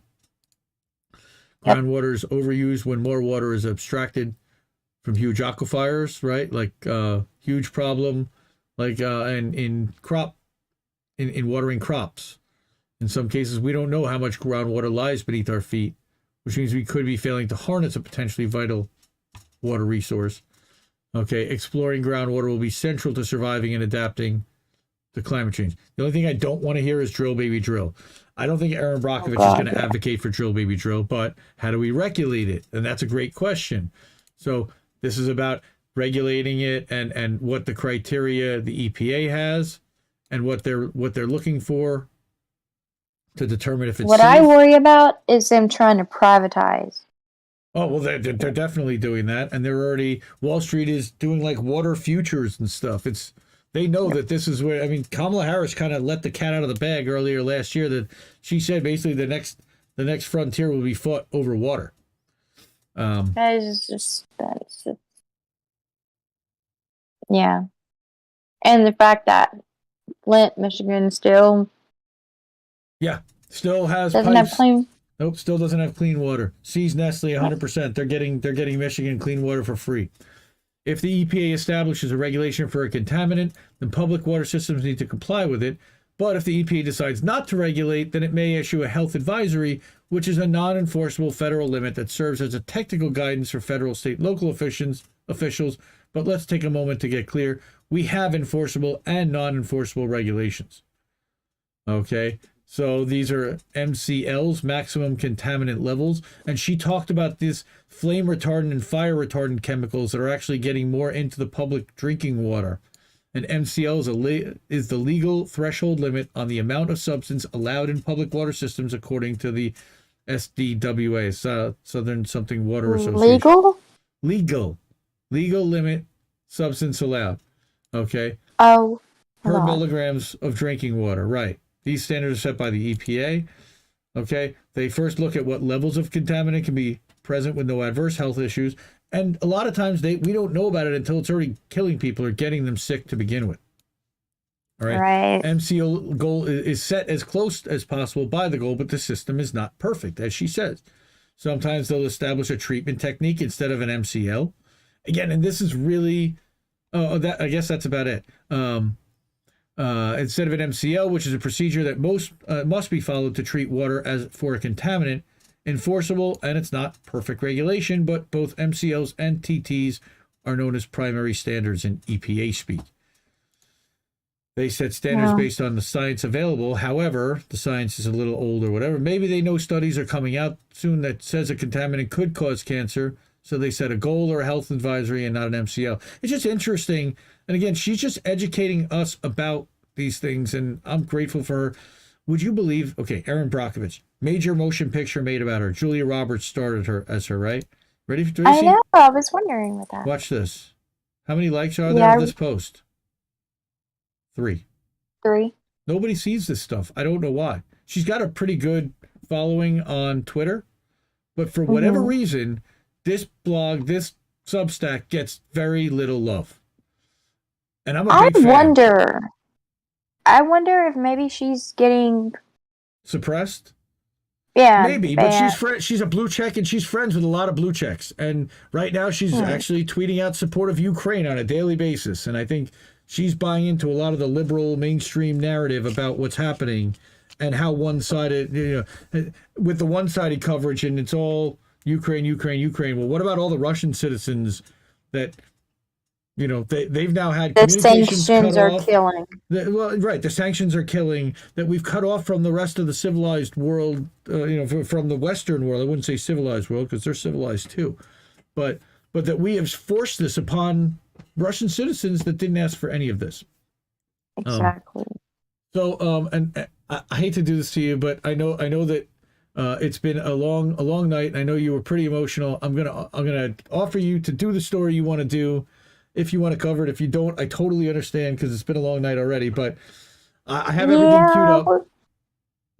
I'm not sure if I'm ready to do a full thing. This kind of being my first. That's why I'm asking. That's quite all right. Real live stream, so maybe a practice first, and then I can come back on and we can do a full. Discussion about not just the Indigenous women missing and being found murdered, but also the attacks on Asian American women. Yes. Yep. And what happened to the woman in New York City. I do want to bring up this National Geographic article that Stephanie shared. I'm going to put it in the chat, the link in the chat, so everybody can go and take a look at it. And we will cover it next time. I'll cover it. I would like to say one thing about this. This Noli woman. says she loves you, by the way. OMG. Oh, thank you. This woman went into the police station and literally just asked the police officer, she wanted to find out if her daughter was dead. First thing he said to her was, "Did you know your daughter was on drugs? It was a transient." Those were the first things he said to her. Oh my God, not even like, wow. Yeah, and then she just said, "I just want to know if my daughter is dead." I mean, like, literally. And those were the first things he said to her. I mean, that is sick. Yeah, please go read this article and talk about this story and be aware of what's happening to the Indigenous community and to the Indigenous women who are disappearing. It's happening and not just being Indigenous. Found murdered. Look! What happened down in Texas? I believe it's Fort Hood, where there's been several issues and incidents. What the heck is the name of that? That there's another thing down in again. Women. Men are the single greatest threat to women there are, and men are also the single greatest threat to men. And it's shameful and embarrassing at times, and that men can't handle rejection, can't be adults, can't be whatever. It's so angering and frustrating. Sometimes women, I'm gonna give men, women can sometimes be just as terrible as men. Yeah. All right. They truly can. I'm gonna cut it off for tonight again, and I'm gonna go back to just you and me. Sure. Okay. And I will take this off the screen and just go to you and I, so that you don't even have to watch this. We'll go back to Indie Left News, and I will turn on the screen so that you will watch monitor 1 in here. Say goodnight. Change windows, and I'm going to switch to screen 1, and this is the broadcasting software, so you can now see that. Okay, so we're just about done for tonight. However, we have a treat. I'm going to, after Stephanie and I leave, I'm going to run the Reefer After Dark from Friday night as our boats smashing into other boats segment. So everyone will be able to check out the hilarity of Jesse Jet joining Reef and I, and watch some Reddit stuff, and watch some brain bleach, because I know we need some brain bleach after this tonight. Again, I'm going to say thank you to everyone for being here, for hanging out with us, to Rockfin, to Noli D, who love Stephanie, can't wait to hang out with you, and we're definitely going to make that happen, and to Tyrant Slayer Studios, who's here, and to E. Heller in chat, and again, Frankie Lee, Green Wiccan, our friend, and Big Mad Crab, and everybody. Thank you again so much. Follow all of our stuff on Rockfin, on YouTube, on Twitter. We're everywhere. You know that.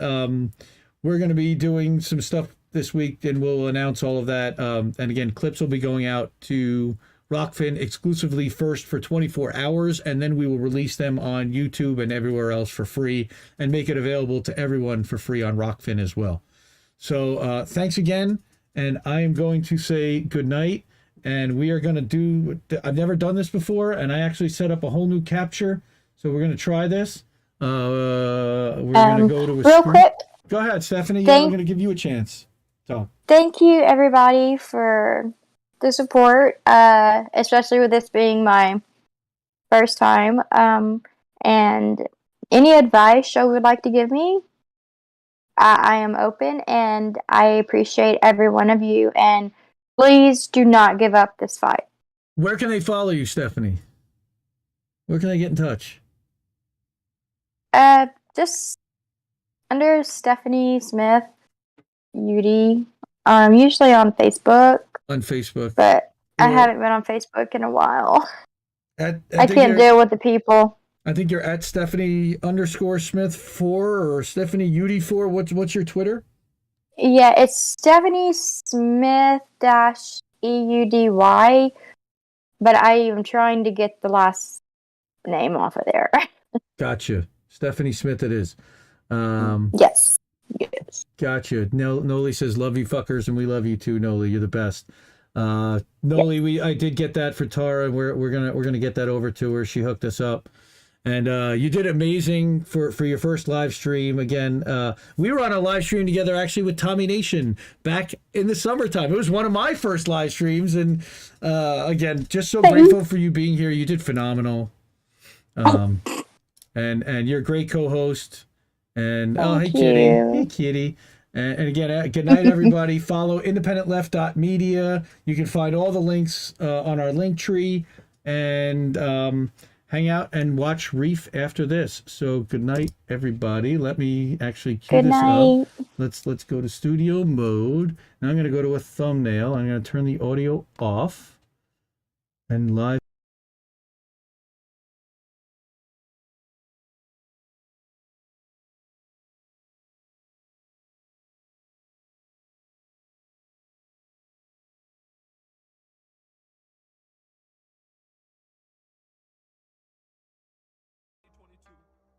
Brought to you jointly by Pfizer and Coors Light. While the centrists observe from a comfortable courtside, right in the thick of the action behind a partition.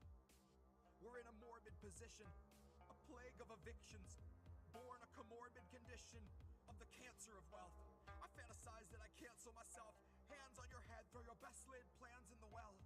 There are no more answers, questions go back on the What's up, everybody? Welcome to another episode of Reefer After Dark that I've, scraped from the bottom of the barrel to bring to you today, right? So that's gonna be real good. I got two of my favorite homies here. I got Indy Left as his bird avatar himself. He's here, even though it says Jesse Jet on that. Weird. I had to here. Let's do this. That should be Jesse. If I move Jesse, okay. Look, it's Jesse. Jesse's here, right? And then we got my boy Indy Left News with his shit. All right. Look at that. What's up, everybody? What's up? What's up, Rockfin audience? The two people watching on Rockfin right now, live on for the first time doing ever it on Independent Left News Rockfin channel. We're doing it live. Wow. We're doing it live. I want to see those Ray tokens coming right on in. Just give us all of those. We'll take those. Super Rays. Yep. Always appreciated on the pasta. On Reefer After Dark. I'm just gonna steal Pasta's thing. Always appreciated on Reefer. I can just keep it going. I have too many vowels. I was actually doing a Steve Poikonen impression earlier, and he had to get really. Well, let me just fucking tell you exactly how it was going down. No fucking way was he going to show up there. Oh my god, that's so good.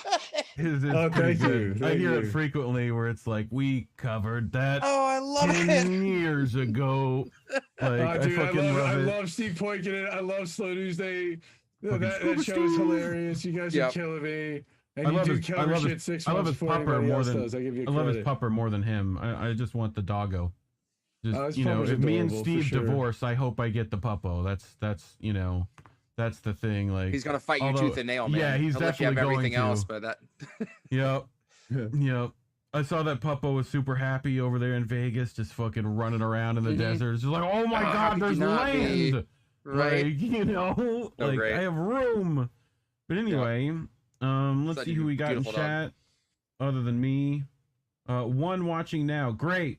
Fantastic. There's probably a bunch of people elsewhere, but let me refresh. That's probably restream chat showing 4. Well, that's pretty good. We got Kriggs in chat over on the Rockfin. Nice. Kriggs. What's up, Kriggs? Yeah, just what I decided to do is I can't pull up Rockfin split the chats, audience further, because not only are we streaming for the first time on Indie Left News on Odyssey, but we're also streaming on Indie News Network's Odyssey for the first time ever. And nobody even knows it. I think I tweeted out the link once. Right. But we're there. Yep. We're there. If somebody actually like looked in and said, who's live? We're there. So if you like weed and you like hanging out and you like watching funny shit, you're going to have a good time. You're going to have a good time. Little Birds told me that Jesse Jet got himself a new piece. I did. How's that going for you? You got it all set up and it's nice and clean. Nice. It'll never be this clean again. It's just a little bubbler. But I actually didn't know. I didn't know until after I got it. I go to pick it up, and the bottom comes loose, and it's got a grinder attached to it. Oh, that's also useful. I was like, "Damn, all right." You're constantly going. Where's my fucking grinder? I swear I fucking had a grinder, and you're smoking the bong. Like, design. It used to make me mad because the bottom of this, it isn't actually sealed. It's got an open bottom, and then it just has like an end cap that goes on the bottom to hold the water in, which is a little sketchy. But it's also nice to be able to take it off and clean it, and then you can also pop that off and just use it like a steamroller with a slide if you really want to just blow your sinuses, blow your throat hole. You know? I was worried that if you that with the grinder in it, every time you put it down, you leave remnants, and there'd be a circle of weed everywhere you put it. Yeah, you need like an auto grinder into like a heated bowl that you can just like press the button and it's like, yep, more weed. Well, see, more currently, weed, this grinder here I have had for about 10 years. It's a wood one. And it's to the point where like it's just gumming at whatever I put in there. It doesn't have any bite to it anymore, So it's about time. I have plenty of like grinder recommendations. I've been using the Lift Innovations for a long time. Shout out Lift. I'd love to sponsor them, but also the Canistore I hear is also pretty great. Oh yeah. It's got like a fucking whole big tall things and stores your weed at the bottom. I'm a big fan of just the straight up, two sides. I'm not I'm not a Keith collector guy. I usually don't like to have another, I'm with you, Jesse, but I went with the metallic 2 sides, and I went with a sweet leaf, which is really nice, like $25. Yeah, both the Lift, metal. It's got weight to it. Like God forbid somebody broke into this house. I was about to say there's nothing like a grinder that you could chuck at somebody. These all have 100%. Every section is a quarter turn to come off, so it's pretty easy to just fucking like everything's quarter turn, and you can just put the Keith collector just on the bottom.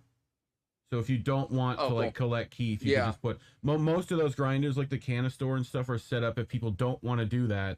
There's options for them not to, so but I kind of feel like the weed still gets me pretty fucking lit without all that keef on it, and then I get a little birthday gift at the end of like the month and be like, oh my god, the keef at the bottoms. I love it. Like I'm always surprised. I'm like, oh shit, that's actually a lot of keef. Fantastic. Like See, I use a traditional box that has a screen in it, so I have a whole tray that all the keef goes down to, and then every once in a while, when I'm almost low, I scrape the whole thing, and next thing you know, you have a half a jar. It's like, oh my god, look at all this stuff. That's like those and you're good they for have like week. trim bins, right? Like I don't know if any of you ever done trimming. Good trim bins are like 2 layers, where you're trimming all the time, and all that dust is falling off and getting on your skizzers and. But you want it in the tray, and the tray has like a little mesh thing, just like your keef collectors and stuff. So all the keef collects at the bottom, or the big like slapstick ones that are similar to like how Indies does, but you put all your like extra like cutoffs and trim and stuff into that one box, and then you take it and you go like, and then all the keef like falls off of it. You're like, yes, and there's like a layer of keef on the bottom. Yep. That's the scene out of Annie Hall with fucking Woody Allen sneezes on the thing. But yeah, I've got a bunch of stuff set up for us tonight. I thought I'd share, some new singles from Mad Crab and the Dancing Lobsters. Shout out Crab. When he shows up, he'll be here. He's dope. So, and people always like hearing Jesse. He was on our family stream. Yep. Figured I'd put that there. Stream. I bought crazy week. I bought new strings. Those are coming. I bought like new picks because I need those because everyone steals them. And now I got my slides coming in too, so I can just definitely slide lots of time slide. But like I don't know why Prince never figured out slide guitar. I think it would have went more with his like erotic gesturing, but like didn't he? No, maybe he didn't. I'm trying to think that that solo he did. Oh God, it was him and a few other people doing While My Guitar Gently Weeps. Yeah, it had him and like fucking was it had a George ton of Harrison's killers on son, that, right? And some other guys. But yeah, I thought I could have sworn he was doing a slide solo, or maybe it just has an awful lot of slide-esque kind of intonation to it. Does that? It's just Prince. Prince just does Prince things. As long as his guitar is purple, he can do it. Yeah. Was that the concert for George? Yep. Yeah. I was talking with JB about. It's a ridiculous solo too. That's in the top like 5 Prince solos in my opinion. It's just great. Ridiculous. Like between that and the one on Bat Dance, like but people forget he did Batman. Like that's the funniest shit. Yep. It used to be like Prince was my like truancy officer's like favorite fucking like that and Sheila E. He was down for both of them. Nice. And it was just funny to see the big giant cop fucking dancing to Bat Dance. It's the fucking best. Yep. But awesome. anyway, how have you guys been? What have you guys been up to? I know Indy's been super busy getting all the rock fan and shit. What about you, Jesse? What have you been up to? Oh, not much. Just wrapped up the work week, which is I'm ready for it. Trying to get my shit together, get a little bit of recording done this weekend. So get everything all kind of charged up and squared away. So tomorrow night is the big night. Making a whole pot of coffee. I'm gonna get at it. So you got the Colombian special roast right out the lemur's ass. It's going right. Yep. Straight into the bloodstream.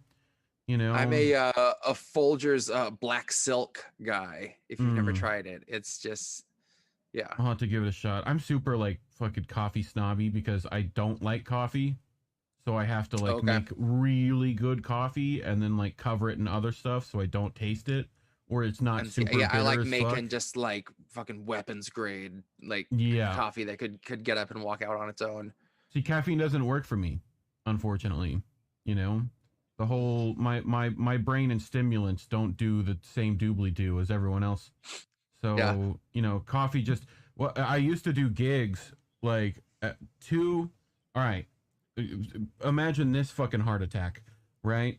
Two of the BFGs, the BFCs or whatever from fucking Monster, 2 of those, right?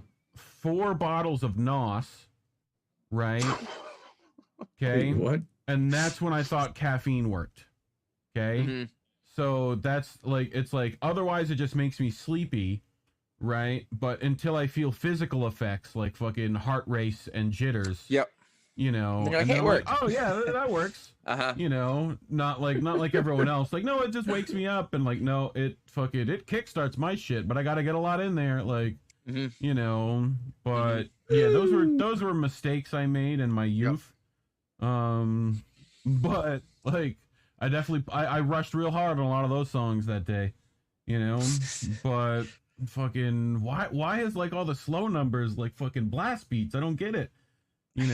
Like I think, did I tell you about the time that I was doing the gig? I was playing drums in a 3-piece in the Keys, and we take our break and we go out, we fire up 2 joints in the parking lot, and suddenly my guitarist and bassist, see a friend of theirs, and he's like, "Hey, you guys want to do a couple lines?" They run off to his car to do blow, and they leave me with both joints. So I smoke both joints, and they do a few lines, and we go inside and we start up, and they just start blistering through this like improv, and I'm just like halftime jazz, everything. We were just we were playing the same thing, but we were fucking miles apart. Oh, those fucking things are always. I love like band stories like that. You know. Yep. We're fucking. Just I've never tried coke. I don't want to meet cocaine, Jesse. I don't think the world's ready for that. Yeah, that's gonna be. Never had any. I'm a downers guy. You know what's like. I don't. Think I already got metronome... high blood pressure. I'm dodgy on the heart as is. Let's not take any chances. The metronome and fucking Ableton don't go that high, is what you're saying. Like it just fucking, like like, garage band only goes up to like 160. You know. I always said if I ever did it, my head would explode. Like same thing. Like I'm a little amped up right now. I'm on a little bit. I'm hopped up on Mountain Dew. You know, like.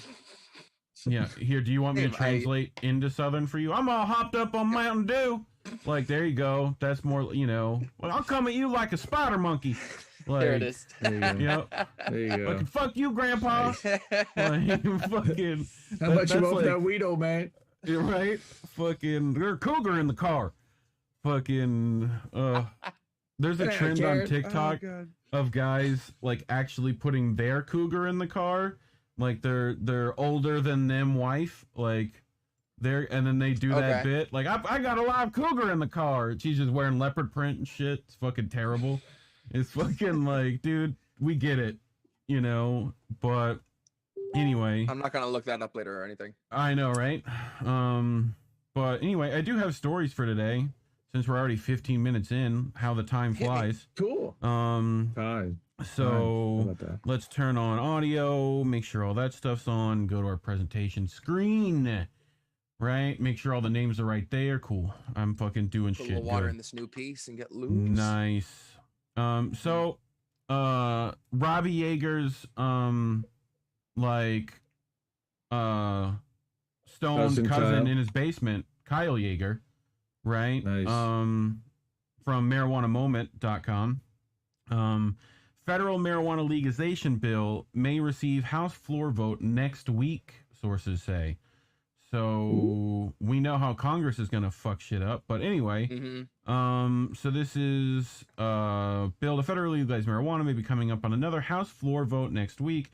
Congressional staffer and key advocate familiar with the discussions told Marijuana Moment on Wednesday, but then emphasized that nothing is yet set in stone, despite recent calls from activists to bring the Marijuana Opportunity, Reinvestment, and Expungement Act more from House Judiciary Committee Chairman Gerald Nadler to the floor again this month. He's from New York, right? Jane Ads on the case. Oh, Jerry. Jane Ads. That's right.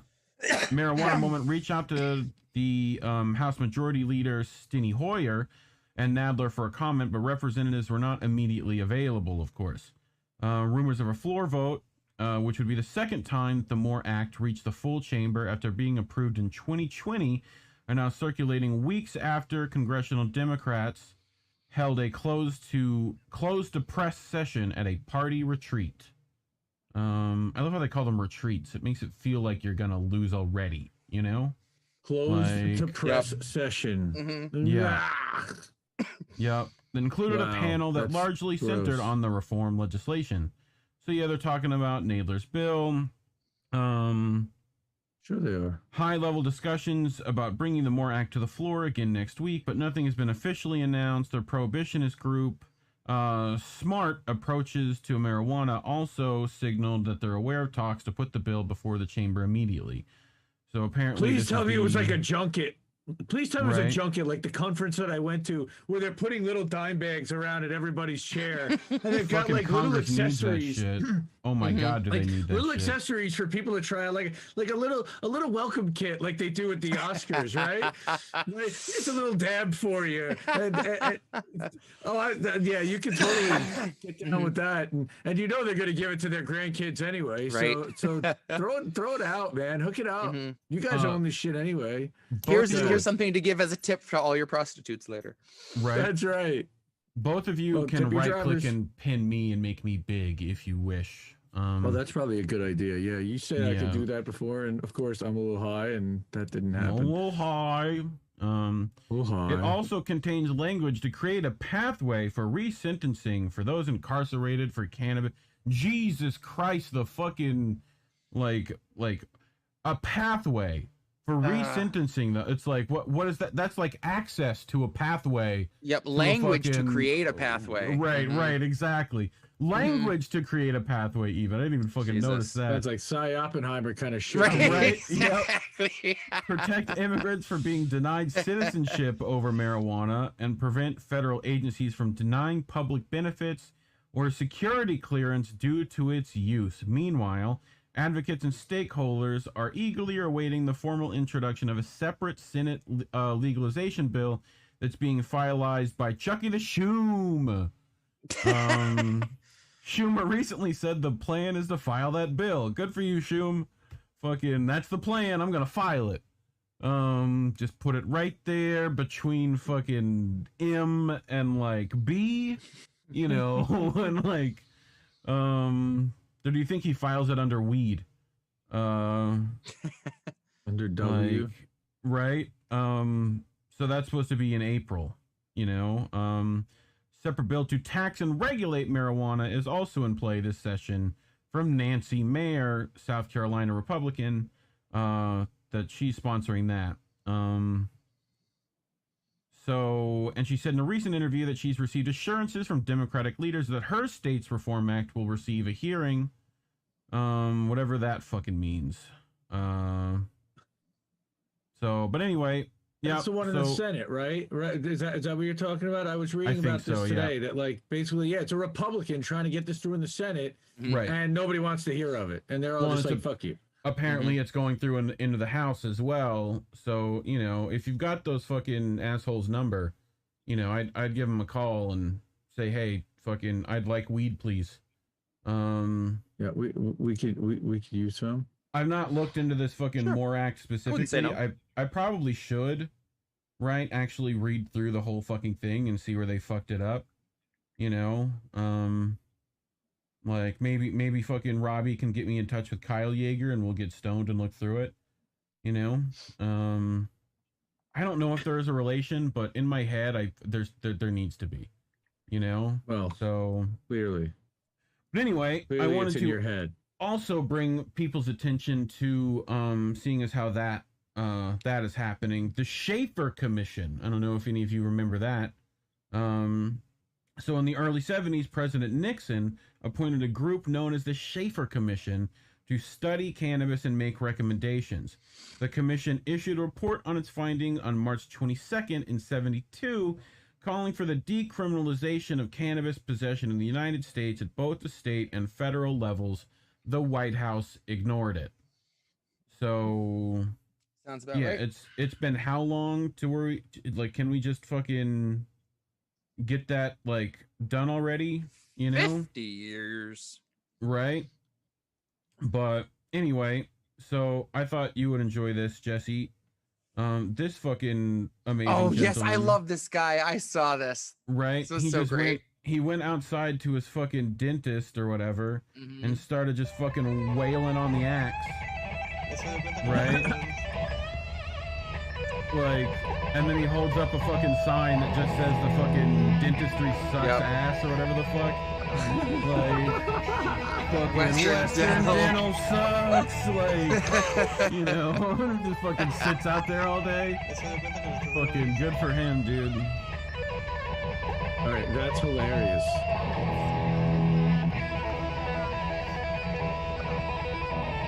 He's got to hit those fucking hammers on, pull off and shit. He's playing Eruption with one hand. With one hand. He's hit those fucking little fucking hammers. He's doing Eddie. You know, that's impressive as shit. Oh my god! I saw the other day. I don't know how I'd never seen this in 2016 when Van Halen played on Jimmy Kimmel, and David Lee Roth comes out with this steel pipe and he starts doing this martial arts routine and he cracks himself in the nose and busts his nose and just fucking bleeding like a faucet and still proceeds to do half of Panama before he finally steps off to get some medical assistance. And then he comes back out and he's like, let's start the song over. And he's all like bandaged up and shit. That's all but people then someone hear said, anyway. like, every date on that tour, he opened up the show with a martial arts routine. That's great. That's what puts butts in seats, I guess. I imagine Eddie Bravo does the fucking same thing, and he just fucking sits on his back, like, all right, get in my guard. I got to show martial arts. Yeah. Like, you know, fucking Diamond he Dave, does man. have like a punk. It's so He great. does have a punk band, I think, Eddie Bravo. Eddie starts ripping into solo, and Dave just starts doing all these karate kicks and shit, just chopping the air like Mac on It's Always Sunny. It's just that's fucking great. Oh shit. All right, what else we got? So, first patient to communicate via brain implant asked to hear Tool album. Quick! I need fucking I need fucking, what is it? What's the fucking number one? I get it confused with Rush.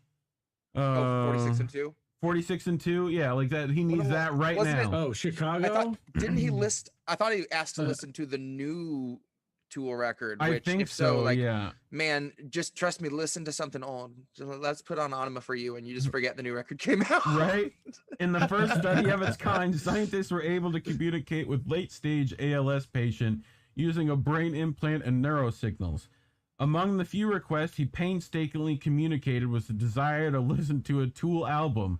And I just want to continue my version of the story right after this. And after listening to said album, he asked them to pull the plug. Like a fucking yeah. Like, fuck this. Thanks. Thanks, I'm out. But yeah, following several months of unsuccessful efforts to effectively communicate with the patient, the team turned to neurofeedback, a process during which Science.org says a person attempts to modify their brain signals while getting a real-time measure of whether they are succeeding. So, you know, that seems like it's totally going to be used only for good purposes. Employing audible tones that the patient could modify, researchers were able to work out a system in which the patient communicate entire sentences with some level of reliability. Many of the man's attempts failed, but over the course of the year, a whole fucking year this took. Wait, are you talking about telepathy? Pretty much, yes. Nice. Right, they're reading It's his interesting. brain signals. I read some more into it, and from what I understand, it seems like the program kind of rewards you recognizing that it's getting it right. Like it kind of goes off of your signals of, oh fuck, that's it. And like once you do, then it starts kind it's of like AI building off of that. Much, It's right? it's very interesting. Yeah.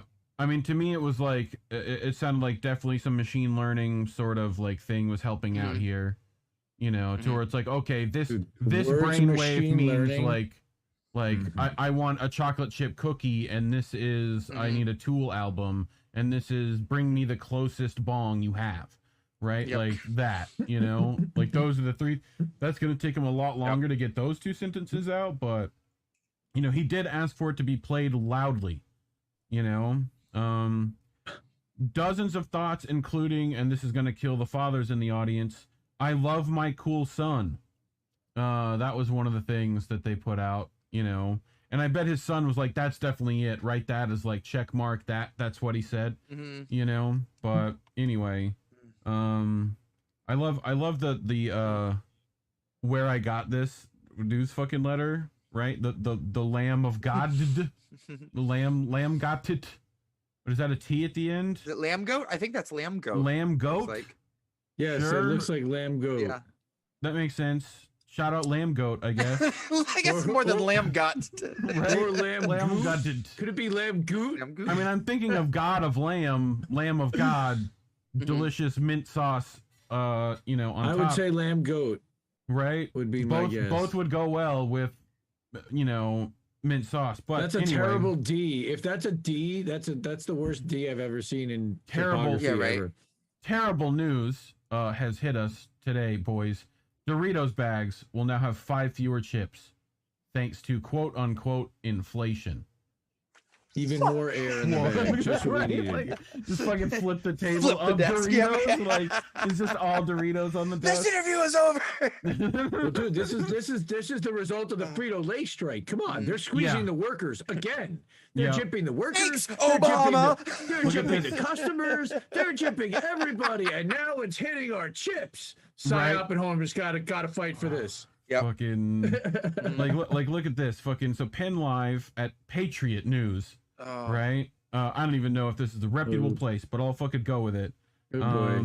Oh boy. Like, look at how they're fucking writing this. Gas prices are rising and chip numbers are falling. As a result of inflation, bags of Doritos will now include 5 fewer chips. Food and wine reports. I love how the wine part is in there because, you know, they definitely have worked out pairings with Doritos. You know, make sure that Cool Ranch definitely goes well with like a nice Beurre Blanc. You know, like, is just the latest snack that has fallen victim to quote unquote shrinkflation. Right? An ever-pervasive phenomenon in which beloved foodstuffs are getting cut down to size due to inflation. Like, fucking, everything's due right? to inflation. Yeah, due to corporate profit inflation. Right. That's what you have to, from now on, you don't replace the word inflation. You just append the word inflation. So it's corporate profit inflation. Well, I think Shrinkflation. Shrinkflation sounds like some weird slang term you'd find on like a subreddit about micro penises, you know? Right? Yeah, it's cold. It's something it's just really pool. it's cringy about that term. I don't know. Like, yeah, I mean, they're talking about like how the snack's parent company Frito-Lay confirmed this week how shrinkflation is forcing Doritos to shed 5 chips per bag. There's got to be one guy at fucking Doritos pulling 5 chips out of a bag. Right, like, all right, that's 5. That's a Seinfeld thing right there. You know, it's like the fucking shrinkage. I Love Lucy. I was in the pool. Shrinkflation. Get the fuck out of here. The Daily Mail gives color, hopefully fucking orange, to the phenomenon by explaining how inflation has hit almost 8%, the highest seen in decades under Joe Biden. Other household names such as Charmin, Bounty, Gatorade, and Crest grappling with spiking costs while trying to keep prices at reasonable level. They used to talk about this with Hershey bars, right? So there was like a little snack size Hershey that was like always a nickel for like ever, right? And like Hershey always felt that should be the, you know, you should be able to, a kid should be able to take a fucking nickel and bring it to the cashier and get a fucking chocolate bar. And it used to be you got like a full fucking bar, right? And then it was just slowly over fucking time, it started turning into like the fun size. Right. And it's like now you couldn't even do that. You couldn't even afford the fucking packaging for a nickel. You know? Nope. But yeah, I mean, I just love how this fucking it seemed like all the stoners would be like, oh shit, not the Doritos. Like fucking but got some more people in chat. It's getting pretty sad. E-Heller's here. Cynic's here. E-Heller. Love y'all, fam. Cynical Girl. What up? Lula Leftist. How are you? We've got a couple people actually watching on the rock thing. Yes, and I'm so ready to see it again. This was so fucking funny. Did you guys see the badass the video? production values in this? Stephanie, Craig, someone synced this up with Highway to the Danger Zone. Nice. And it's, oh my god, it's such a good fit. It's fucking amazing. It's exquisite. My favorite part. It's top on. My favorite part is the bit where they just all look at their clocks. They all just look at their watches, and they hold them. Is that Kim Jong Un? Yep. The editing is top notch in this. That's Kim Jong Un, his father Kim Jong Il, and his father Kim Jong Soon. That's how you remember it, you know. Yes. That's a nice bomber jacket, though. You know. Yes, it is top on. You know. Yeah. It just writes itself. Is gonna fucking do it next week. Can I just say, Reef? It's especially dope with the smoke going across the borders. Right. I know, it's a great touch. It does make Here it comes cooler. Synchronized watches. Synchronized watches. Yeah. Dun, Yeah. dun, Jump cut. Let's fucking go! Yeah. Dun, dun, dun. Thumbs up. What are you gonna do with that thing? Nukes. Like, fucking what? And like, that's the end of the video. That's what they were hyping. Him driving out of the garage. Like, you know. I'm just imagining like a bunch of American generals in a room watching this together for the first time. Okay, new North Korean propaganda film, gentlemen. We're gonna watch it right now. And they all watch and they get done. They're like, disgusting, shameless, disturbing. I'm hard as a rock. Are you? Oh my God, I'm super hard. Definitely rock solid. How did they get this technology? This would make a great movie. Can we get Tom Cruise on this? Like, George Clooney seems available, sir. You know, fucking like Ashton Kutcher as well. Ashton Kutcher, definitely. It's gonna be Clooney, Ashton Kutcher. That's that. We got 3 guys, right? Which one is Clooney? Which one's Ashton Kutcher? And which one's Tom Cruise? Right? Like, well, it's Tom Clooney Cruise, in the middle. I think Clooney's definitely the middle. This is Tom Cruise. It's Clooney in the middle. Right. Yeah. So It's gonna be easier to position Tom Cruise to where he looks reasonably tall if he's not the main character. He's not in the middle, right? You can Exactly, stage number him, one. like up Right. close, You where it's can like, put him in oh, the Tom back. Cruise, look at him Yeah. walking Right, by. you- Holy shit, he's huge. We'll have Right, a you scene do of the him like distance stuff. running to over here, right? And then they do this bit, and then they go do other Korea stuff. It's gonna be great.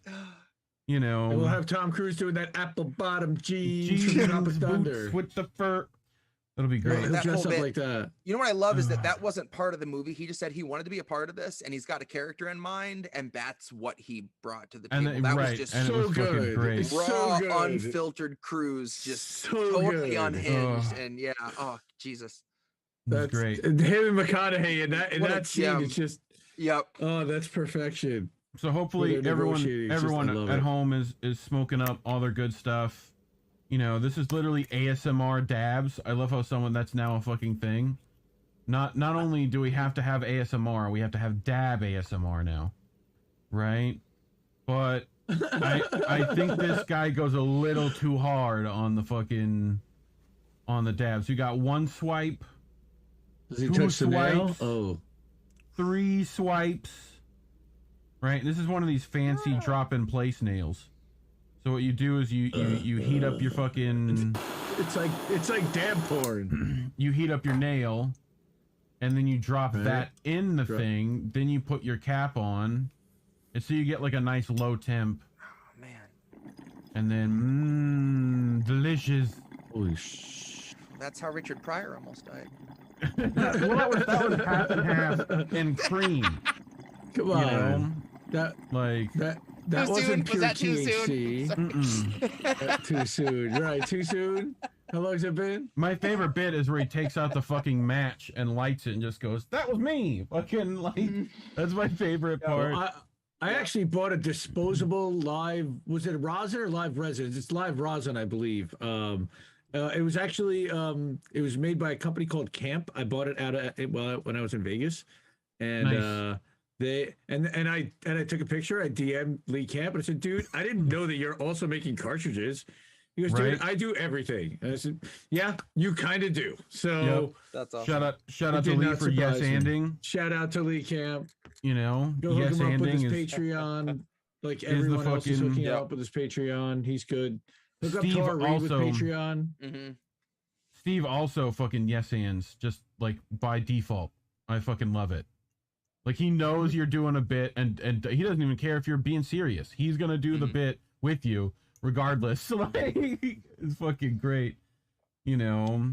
Man, can I say a quick shout out to Tara? Because easily the coolest request I've ever had for a piece was when she wanted Right. stuff for her show. I didn't know it was you.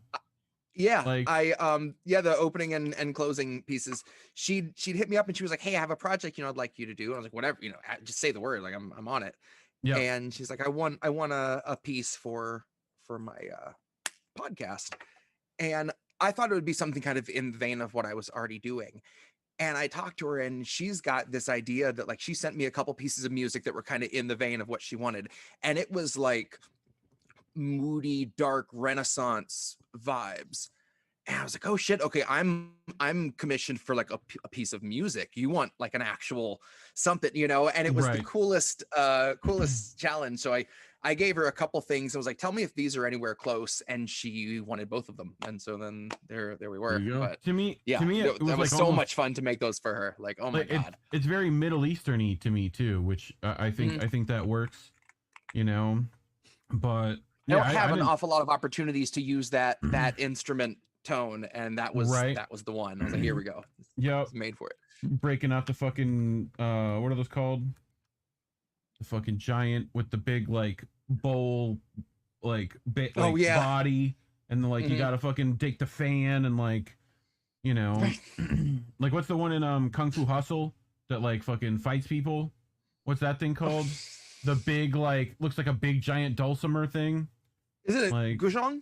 Yeah, something like that. There's a lady that I see like on Reddit and stuff a lot that like will do covers of stuff with one of those, and it's fucking great. Cool. That's awesome. I would love one of those. I have a little lap dulcimer, and I like to try to hold that up and actually play it like a mandolin, because you can kind of get that same tone. Those instruments, I have one somewhere. I need to get the like the little like slide part, not like the one you hold, right? But I just don't get it. There's like fucking 2 D strings. There's 2. They're on the same thing. Like, why? It's so weird. Why would I not? I actually tune that used to like. Yeah. I used that on Through the Eyes. That fast kind of Middle Eastern sounding song on the Virus that I'm like sobbing throughout in the background. Right. That's dulcimer doing that. Like, I wanted to try to make it sound like the balalaka, the Greek instrument. Yeah. And so I did kind of little triplet picks and just like fast runs on that, and it was the dude dulcimer is super fun. Fucking Colin's here shouting us out, shouting Jesse out specifically. Oh, I don't have chat where you guys can see it. Let me fix that while we're doing stuff. I can. Well, see, I have. It's not fair because I have chat up and I have Rockfin up, and I'm looking at. I'm running. I can't. I suppose I can open up my phone too. I can just. So you're good. I can Watch center here. Watch this. I can just whip. Look at that. Now you can see it. Look, top left. There it is. Thank you. Nice. You know, now I got to go back to not studio mode. All right, I got other stuff. Oh, Reef, I also I DM'd you something a few minutes ago when we were talking about Jerry Nadler. Yeah. I whipped up a quick little Jerry Nadler meme. I wanted to share with the class. I can do that. Opening DMs and live streams. Puppers, we're doing a show. Like, I know it's dark. I get it. Now we got restream covering. J-Nads on the fucking beat. Nice. J-Nads on the beat. Like, that's fucking funny. Oh, so what else I got? I got some other stuff. As you were. As I was. Engage. Okay. Did I see your screen? I'm looking at the stream. I'm just seeing the 3 of us. Give it a second. There's a 7-second delay, weirdo. Thanks. At least like 7, I think. Yes, J-Nads on the beat. Yeah, it's at least 7 seconds to Rockfin. Probably about 20 seconds. I see that. Yeah. J-Nads! But here we go. This is why I feel like Internet Explorer browser watching. This is why you gotta watch the Zoom. Just pop out the chat. Weirdo. What are you doing? Because I'm watching the Rockfin chat, dude. I'm excited. We're on Rockfin for the first time ever. You got the fucking shadow cat. Shout out to Jaime and Martin at Rockfin. Shout out to Tara Reid. Shout out to Rob Durden for also emailing Jaime and saying we needed a channel. So again, thank you everybody for letting us be here, because this is fucking awesome. Everybody we cover is on this platform. Appreciated on the indie news space. That's right. We're definitely fucking here now.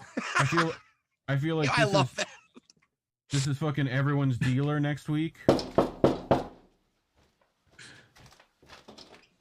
Yo, Vito, how you doing, dude? Chilling, son. Chilling. Yo, we doing Men's Legal. Yo, man, not that shit right there. Matter of fact, that shit loud. Extra loud. Be careful with that. Okay, respect. Peace.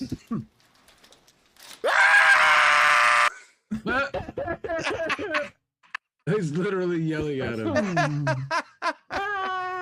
Fucking damn, this shit's fucking is loud. ADHDers that self-medicate with marijuana. I know I'm something of a scientist myself. You know, I fucking love fucking rainy memes. I'll apologize before I tell you, is anyone aware of the Willem Dafoe nude scene story? The legend surrounding. I can. Yes, okay. I think it's also like Liam Neeson's as well. Just as a part quick, of this. preface for anyone in chat. There's a Rubicon we're about to cross here that once you know, you can't unknow what you're about to learn about Willem Dafoe. So if you want to spare yourself, now's the time. He was on the set of a movie in early 80s where there was a nude scene planned, and they go to shoot it, and he strips down, and the director stops the scene and asks for a body double. And according to the director, Willem Dafoe's penis was, and I quote, distractingly large. Yes. To the point that he said if we'd kept him in the scene, people would have thought that was a part of the movie, and they wouldn't have focused on what the scene was about. They would have thought it was like, literally, it was big enough they would have thought it was a plot device of some sort, and it couldn't just be a natural man's penis. So they had to get a body double for him based on that fact alone, which is hilarious in and of itself. But how much does it suck to be the body double that like they bring on? They're like, sorry, we just need someone with a smaller penis, smaller dick that looks just like Willem Dafoe. Yeah. Lars von Trier was the director. Says Oh my Dafoe's God. penis Yes, they go. confusingly large. Confusingly. That's right. Dirk Diggler. E. Heller nailed it. Yeah. I'm a big, bright, shining star. That's PK, right. hold on. You had a stand-in Is it dick? Boogie Nights? Is that who it's named for? You had a stand-in dick for Defoe? Yes. We had to have, because Will's own was too big. Too big to fit in the screen? No, too big because everybody got very confused when they saw it. People would get intimidated, especially when he starts, when he ejaculates blood. That was that was the double. It's quite a trick. What a conversation. What? Also, you definitely. So, anyways, that's why Willem Dafoe always looks so happy all the time. Of course he does. Such an affable guy, you know. Oh, that's awesome. Oh, Jesus. That's awesome. Good to know. I've always loved Willem Dafoe, and now I love him that much more. Good to know. See, he played Clark in one of the Tom Clancy movies. He played like the super spy, super killer Clark. The best role I think he's ever had, in my opinion, right, is the one with fucking Boondock Saints. He is incredible in both movies, right? Like that and John Wick, he fucking kills that shit too. But the Boondock Saints, he's fucking chef's kiss, you know? Like, but anyway. Stroke, come here. What else I got? I got some other stuff. So this is $47 in Southern California. That's $47. Bro. Like, when we taking a trip? Like, fee, hook us up. Is that 2 ounces? How much? Can we? I mean, what we gotta do the 3 fingers. Like, we gotta go. Like, okay. I mean, it's at least an ounce. Like, that's okay, that's what I mean. It's got to be. Yeah, it's got to be an ounce. To me, that's an ounce package. Yeah, that could be an ounce. That's a $47 ounce of some nice chronic. Yeah, we get to zoom in on it. That's pretty decent. Ooh. You know. But let's see if we can zoom the Kitty. Oh, there you go. Granddaddy Purple. 17%. I don't see weight here, but unless this is it, but I doubt it. No, that's a license ID.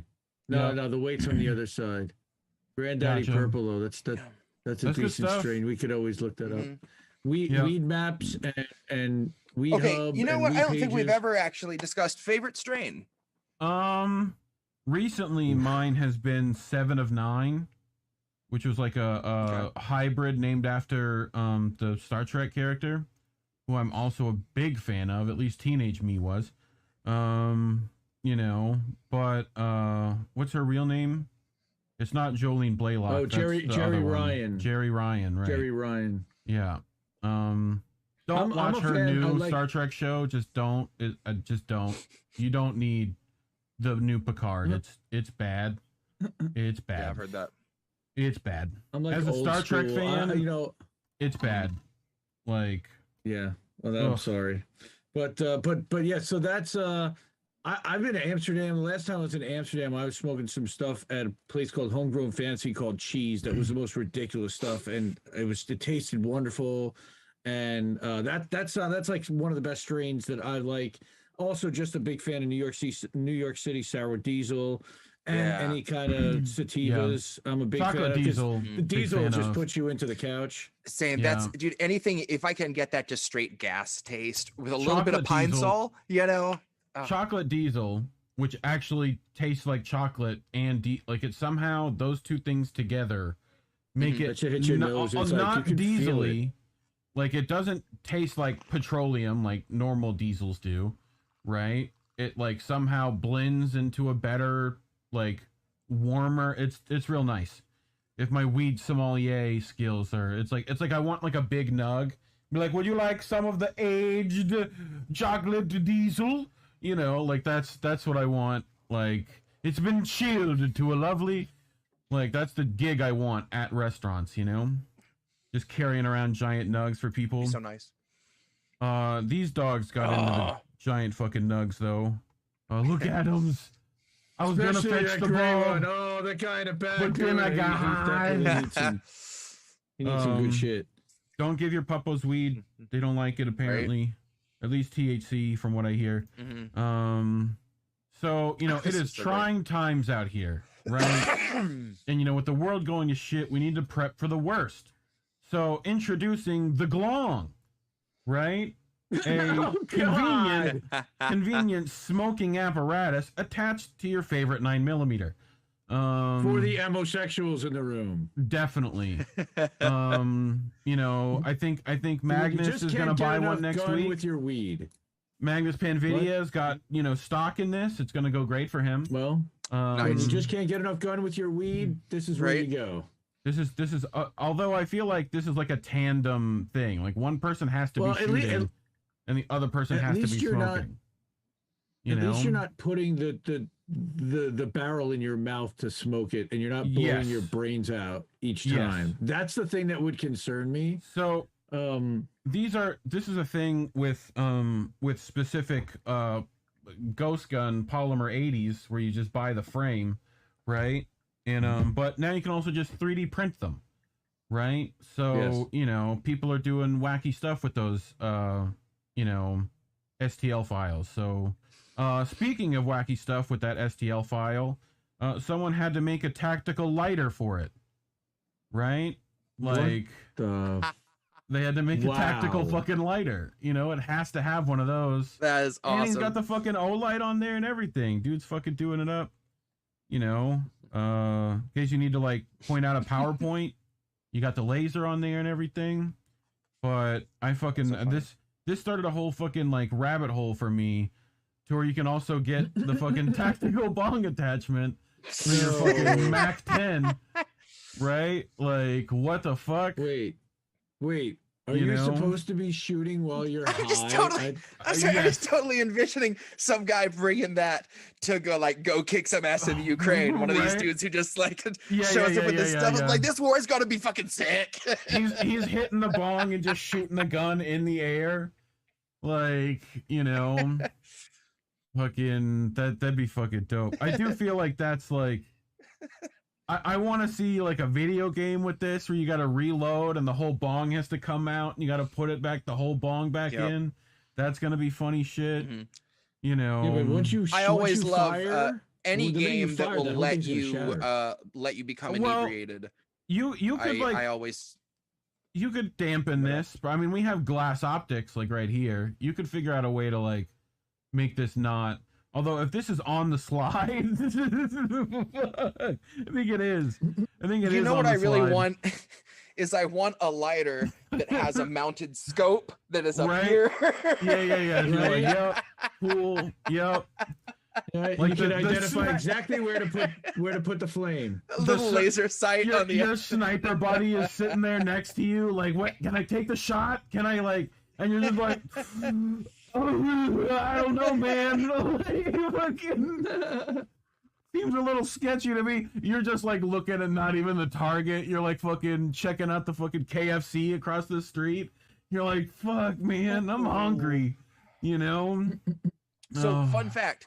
I don't know if you guys remember mid 90s KFC used to have the Twister. It was just like a lettuce, tomato, one giant chicken tender ranch wrap. They were Deloitte. Well, they did away with them. When I lived in the Keys, I was driving up to Panama City to visit family, and along the Florida Turnpike, I stop at this rest stop and they have a little KFC. I'm like, fuck yeah, let's get shitty on some KFC. And I walk in and there's the Twister on the menu. And I walk up and I was like, holy shit, I didn't think you guys had these anymore. And almost as if she's like giving away some secret or something, she leans in. She's like, we're the only KFC that has them. It's only on the Florida Turnpike. I was like, shut the fuck up. She's like, I'm serious. She was like, it's only here at the one. Do you remember I was like, well, give me like 5, I guess. Yeah, that's because they had a bunch sitting in the back of the freezer and they sent them to fucking Florida. Watch, this fucking dumb white kid is gonna buy all this shit. You know. Oh my gosh! Wait, you guys got vintage KFC back there? Hook me up. Vintage KFC. It's like fucking. We have chicken on vinyl. You know, like. Yes, sir. This is from our original recipe reserves. Do you remember? Do you remember the double down? Yes. You know, I never participated in the double down. Okay, so for those who don't know, the double down is 2 pieces of deep fried. Describe it slowly and sensually. Yes. So it is 2 luscious, tender, juicy chicken breasts, breaded, and then deep fat fried in KFC's patented like peanut oil and secret herbs and spice, you know, cocoa butter mix. Like they then take that and then 2 strips of bacon and cheddar cheese go in between. They get sandwiched like they start with like a little Eiffel Tower and they get a little closer, you know, and then you got like the chicken bacon goodness. So I wanted to point people's attention to, there's if you're in Canada, if you're up there in the Great White North,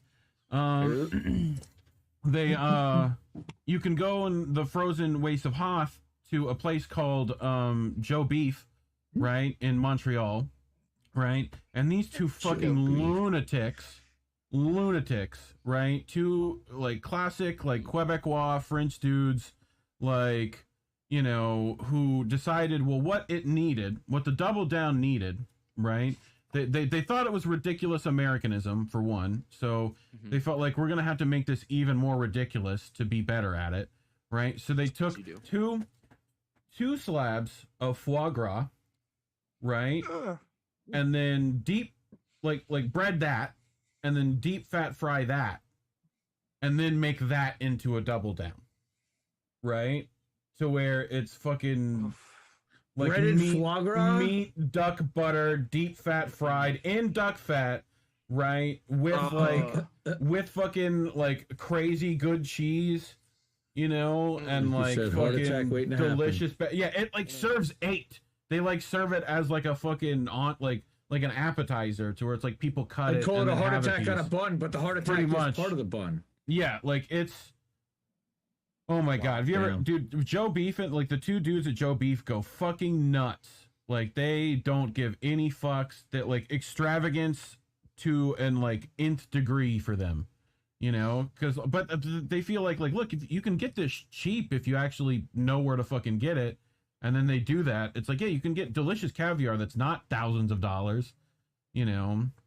But anyway, I do have, speaking of caviar, the caviar of West Coast rappers, Snoop Dogg, right here with Chief Keef. Do we know of Chief Keef?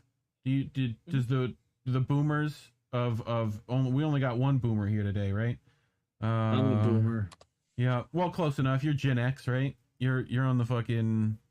We both got boomer parents. I'm definitely in the middle of Gen X. Yeah. So Chief Keef. I don't know where the cutoff is, to be honest. Where is? It's got to be about 1977 I'm or 93. maybe 1980.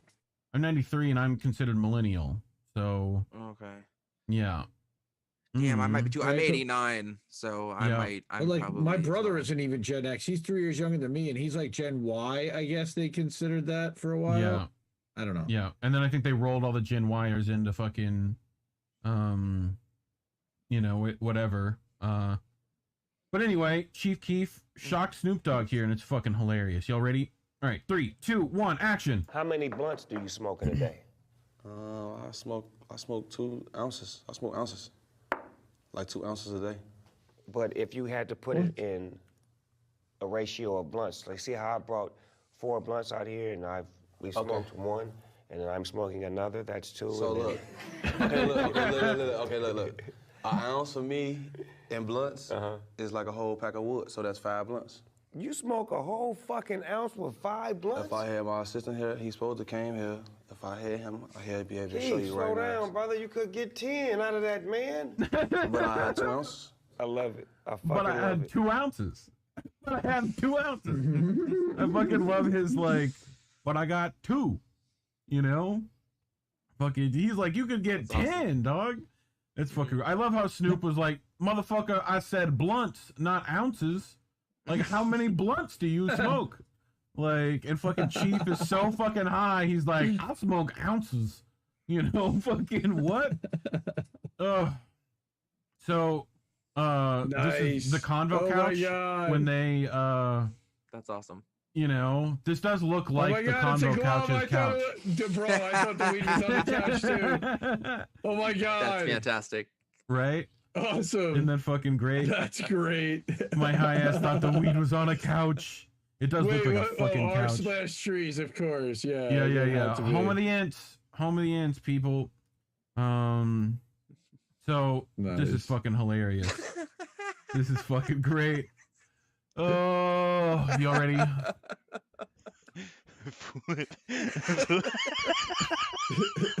Funti. Cola. Sprunty. He fucking hits that shit. He hits that sprunty. Fucking great. That's why I'm gonna fucking just call Fanta, Cola, and Sprite this now. They're way better names. Can I get that Funty? The what? You fucking, you know, when you licking the blunt, but the wrap keep lifting. Why do we keep doing that? Like, it's going this way. Like, no, I'm fucking trying to straighten it down. This shit keep going like, whoop. Like, no, go do. Like, what whoop. the fuck? Fucking, like, whoop. when you try to fucking I feel that. get that blunt to fucking, I hate when it does it when you're burning one. When like the little fucking roll is just like, I'm gonna die. Like, you're like, no, go down, no. No. Lick it down. One of my friends used blunts to are use, so stress inducing for me. The whole process, like, I'll joints all day, but blunts I've always just like, I'll take a wrap, I'll cut it in half, and I'll roll 2 joint size with a blunt wrap that just burns slower. Right. Versus trying to finagle a whole long one and ending up with just this like walking stick looking. My sister, one of the best fucking, like, can just do it like one motion, fucking done. Like, I'm like, how? And she'll fucking break it out to where it's like, she stuck it down with honey and shit, and fucking slapped it over. Like, the honey blunt. Oh, that's next level. When you can line the inside with honey, and that. Oh, that's nice. Yeah, So and Stephanie you get like, Smith from chat just says. She said she laughed so hard she just hit her head on the wall. She's so blonde. Don't do that. You know, you have to repair the wall and shit. That's not going to be good. So, speaking of you guys who don't collect this stuff, that's all Keef. That's all Keef. Damn. Christ. This is a loaf of bread. I think this is Dave's Killer Bread here for fucking reference. Right? You got the fucking oats and honey over here with those Dave's dumbass Killer seeds Bread. on the top. Right? Somebody went to Trader Joe's. Wow. Fucking, like, look at it. It's still going. Like, how much Man. Keef Those is are that? those are pounds. Those are pounds each bag. Oh my Multiple God. pounds each bag. Like, the fuck? Wow. How Like much those- weed did it take to make that? Oh my God. That's fucking. like trees. Like This is literally like- a field. Yeah. This is like Oliver North wants to sell you guns for this. This is, you know, this is a fucking lot. Like, you're gonna get a whole fucking coup for this. So yeah. Oh damn. Okay. But that'll anyway, definitely line my blunt. Like that reminds me of the dude that like rolls the stuff with the dabs and the crystals. Oh and yeah, the yeah. Mm-hmm. They're like $1,000 blunt. Yeah, $1,000 blunt. Yeah. All right. I would not know if it were not for you. I want you guys to try to figure out what's happening here, right? And this is like a sobriety, you know, checkpoint. You have to be able to show me you're high enough for the rest of the show. Well, I better go take another bong or two. Oh, the fuck is that? The fuck is that? Why is it doing it like that? Is that the Hulk? And why is he pulling it? Why isn't he pulling it down like that? What the fuck is this shit? What is it? Slime? Is it a... What is it? What is it? It's got to be weed related. This is just fucking black magic. This is just fucking demons. What's he doing with this thing? I think this is. We're getting closer. Is this just some kind of decoration? Is this just like some cornstarch flour? This is like I think it might be wax even, right? But it's one of these things in Japan that they do, right? To like show it looks off. like a piece of lettuce, like a head of lettuce. It's so what they do instead of like menus is they like make the food as this stuff, so it can constantly be out and it looks like the food that's actually cooked on the plate, and they just put all the plates out, you know. Like there's an Asian restaurant near me that literally there's a plate with the food wrapped in saran wrap, kind of like that. Like you can see it kind of frozen in time. Yep. And I'm like, I always wondered, like, why would they put a piece of sushi like that? Maybe that's how they're doing it. Yep. They got to change out that piece of tuna every other day. We've entered the dad zone here. Nice. So a frequent place we go to on How Do We Miss That? Boats crashing into the boat segment. This will be boats for Sunday night.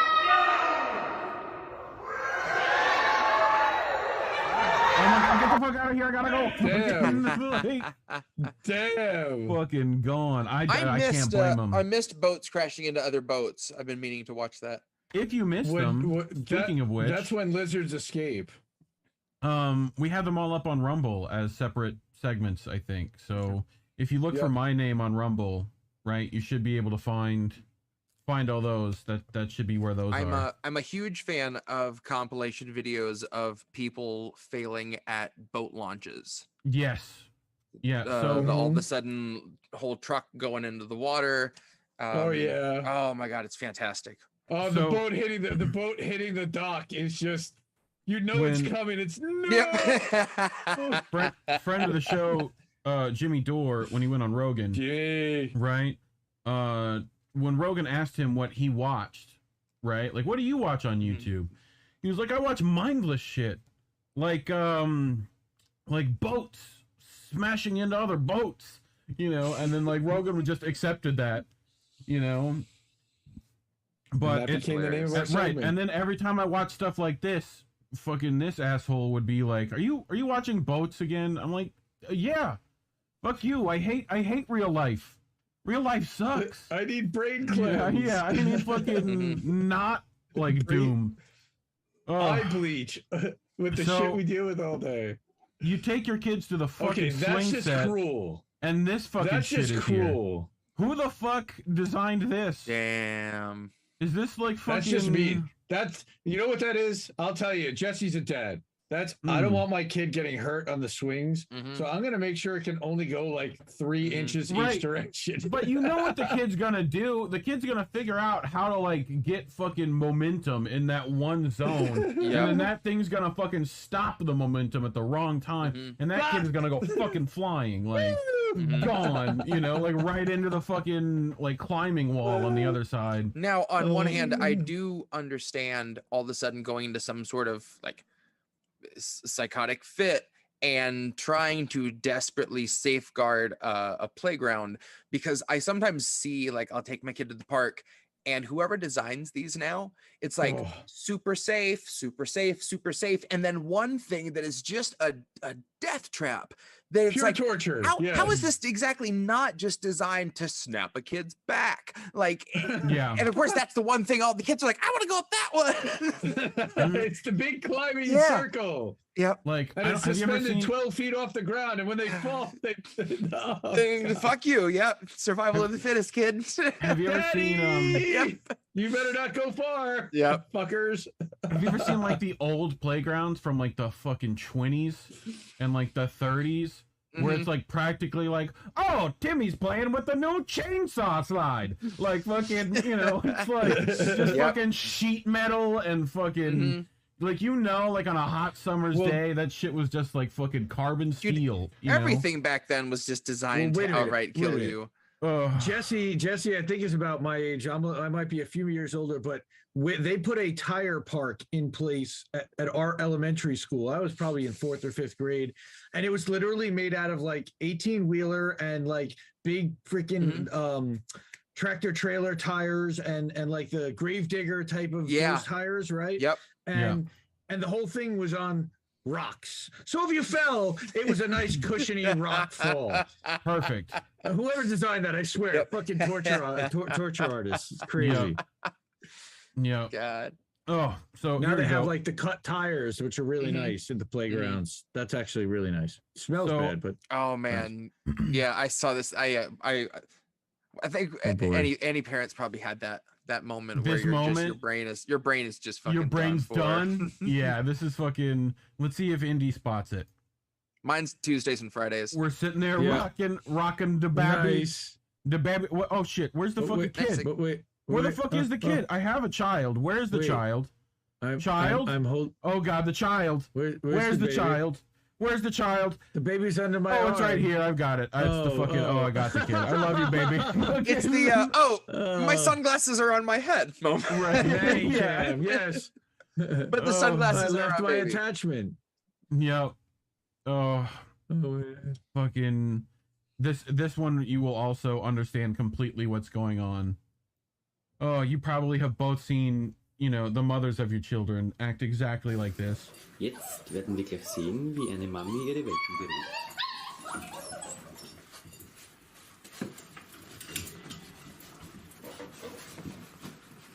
I love the fucking puppies. Puppies are just so fucking great. Oh my god, I'm so hungry. Please, milk, mummy. Oh, fuck you. God damn it, I'm tired of this shit. The fuck out of here. Fuck you. That might have been my wife a little earlier tonight, but that's a little earlier. For another day. And she fucking waits too. She waits till all of them are like, fuck you. I'm gonna bite your face off. Tired of this shit. I come home from working all day, getting tennis balls. Like fucking. What's funny is before I had a child, I would be like, "What's up with that dog? She's a little aggressive." And now I'm like, "I get it, dog. I get it." Yeah. Yeah, I feel that. Like, there's one moment, and I'm like, they all just laid down. Like, all right, how did she not? This is what Caesar Milan would call calm and submissive. Quick little. What I tell you? There's one that like fucking comes over and like bites her fucking tail. Like you don't. She's already told you to like fuck off. You know. Like okay. I'm gonna get it. I'm gonna get it. Hey, mommy. Hey. Okay. If I just wait here long enough, she will forget about that I'm even here. And is he gonna go for it? When is he gonna do it? What you looking for? What you got on my drink, homie? They're circling. Oh, no, chomp! Fuck you! The fuck down! This is definitely what high people do: is sit and watch dogs yell at each other. Yep. Mommy dogs yell at baby dogs. That's fucking great. That's actually a classic. So if people have seen that before, good for you. Nice.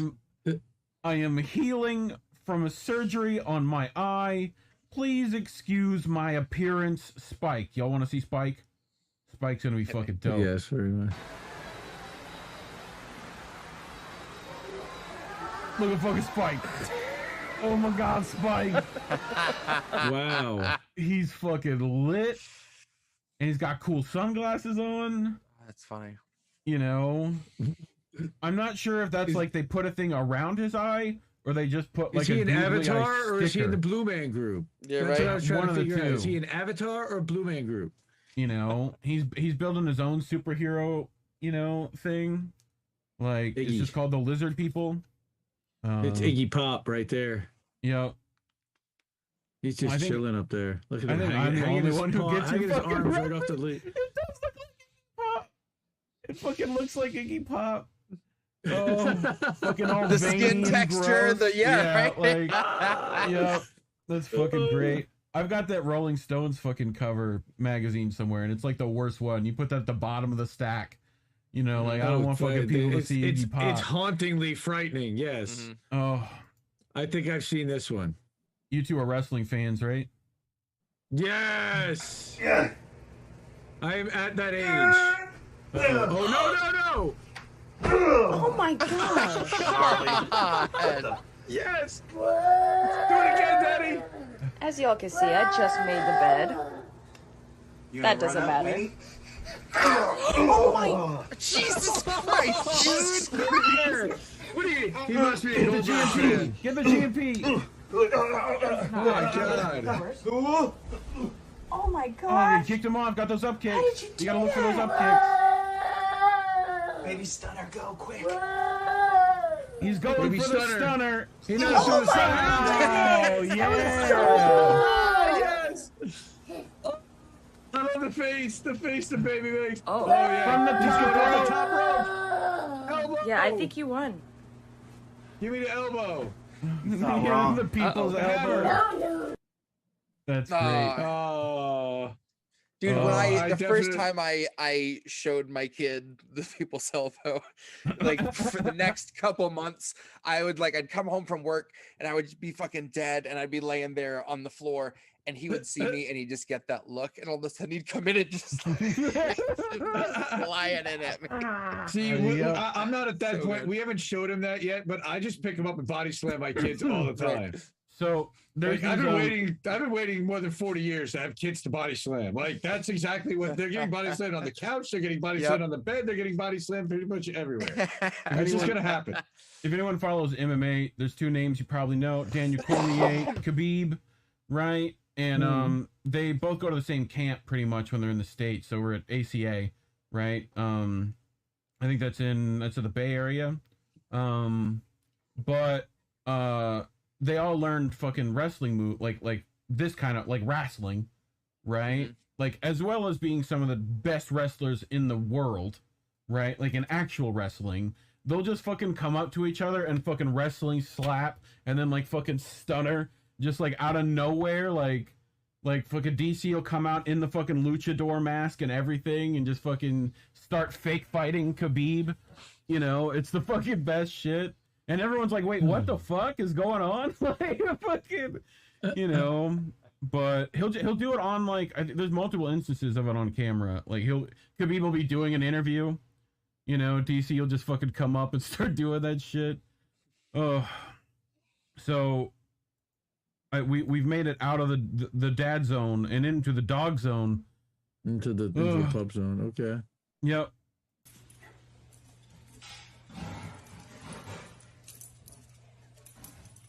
Oh, he lost his ball. The balls, I can't get it. Look, Mr. Wieners, can you please help? Fucking Wiener's gonna get ball. Yeah, fuck yeah. Look at his happy dance. His fucking happy dance on the way out is the best. He's like, yeah, I did shit. Fucking, I just thought that was cute shit. Hello, computer? There we go. This fucking one was great. I picked this one fresh off the meme tree this morning. bark at your dog. Oh? Oh, that made him sit up. Fucking. I'm gonna get you. Say it again. Say it again. Yeah, do it again. I don't know if Ooh. Fucking. That looks like Noli. Right? Hi, Noli. Noli's in chat somewhere. What's up, Noli? Fucking. She hates fucking Rockfin, great by the way. shit. Sorry, Rockfin. Fix your chat.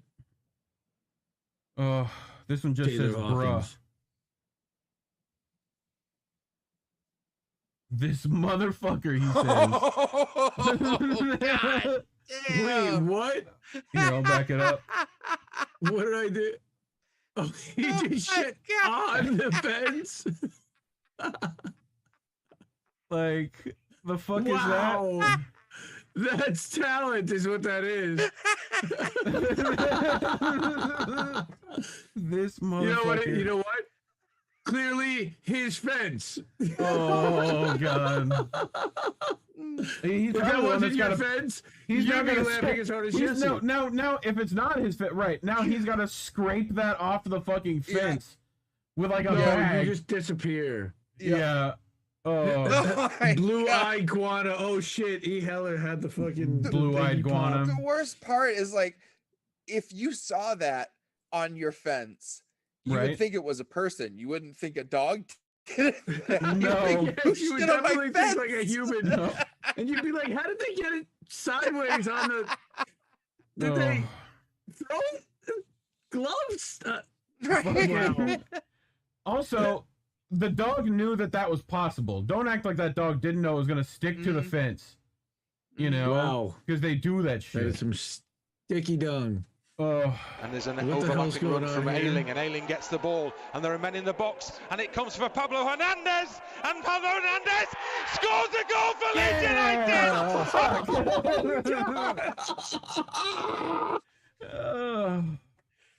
Goal! Street. You want to see it again? Wow, he scored. He scored. Pablo Hernandez scores a goal for Leeds United! Oh, look at the freeze. Look at the freeze. And that dog popped up like nothing happened. That dog was like, you know, just fucking popped right back up. Yeah, yeah, this is what I think of your fans, dude. We need to get Ed in here one night because he's dropping them. He's fucking good. We'll get all the Chicago boys dude, on Ed, at one point. Ed's you funny. know? Ed's a funny guy. Oh my god. Who did this? Who did it? No. I wonder who did it. It was definitely that fucking one right there. I didn't do nothing. Like, Dude, I'm hiding in the corner. I didn't do shit. Of course, all this guy. Of course, the white one's gonna snitch. You know, like of course he does. You know, he's fucking that's blonde-haired beige. That's asshole. not white. He matches with the couch. Right? He does. That's fucking couch camo. My cat's name is Noodles. I bought him this hat. He is now Chicken Noodle. I just thought the fucking thing was funny. And Chicken Noodle's That's fucking adorable. Chicken Noodle's definitely Chicken Noodle. Fucking Chicken The Noodle. sky is falling. Oh. These fucking little dogs freak me out.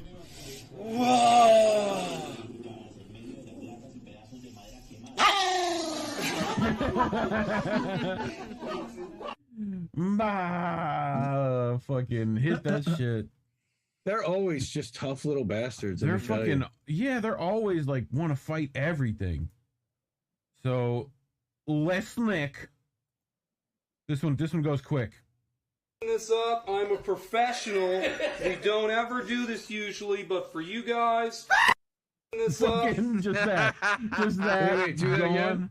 I'm a professional. We don't ever do this usually, but for you guys, just fucking lunge. Fucking just yellow blur. Oh,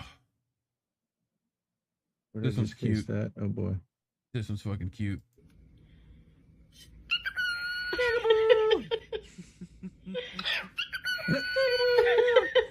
Fucking birds.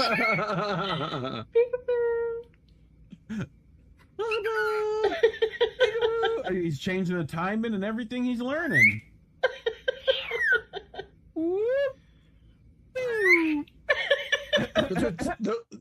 Those are like tarot cards bit. behind him, by the way. Are they? Look behind him in the background. Tarot the cards. swords. Yep. Yep. What's going on there? And Mario. Mario's here. Mario's loving every bit of this. Fucking it's a me.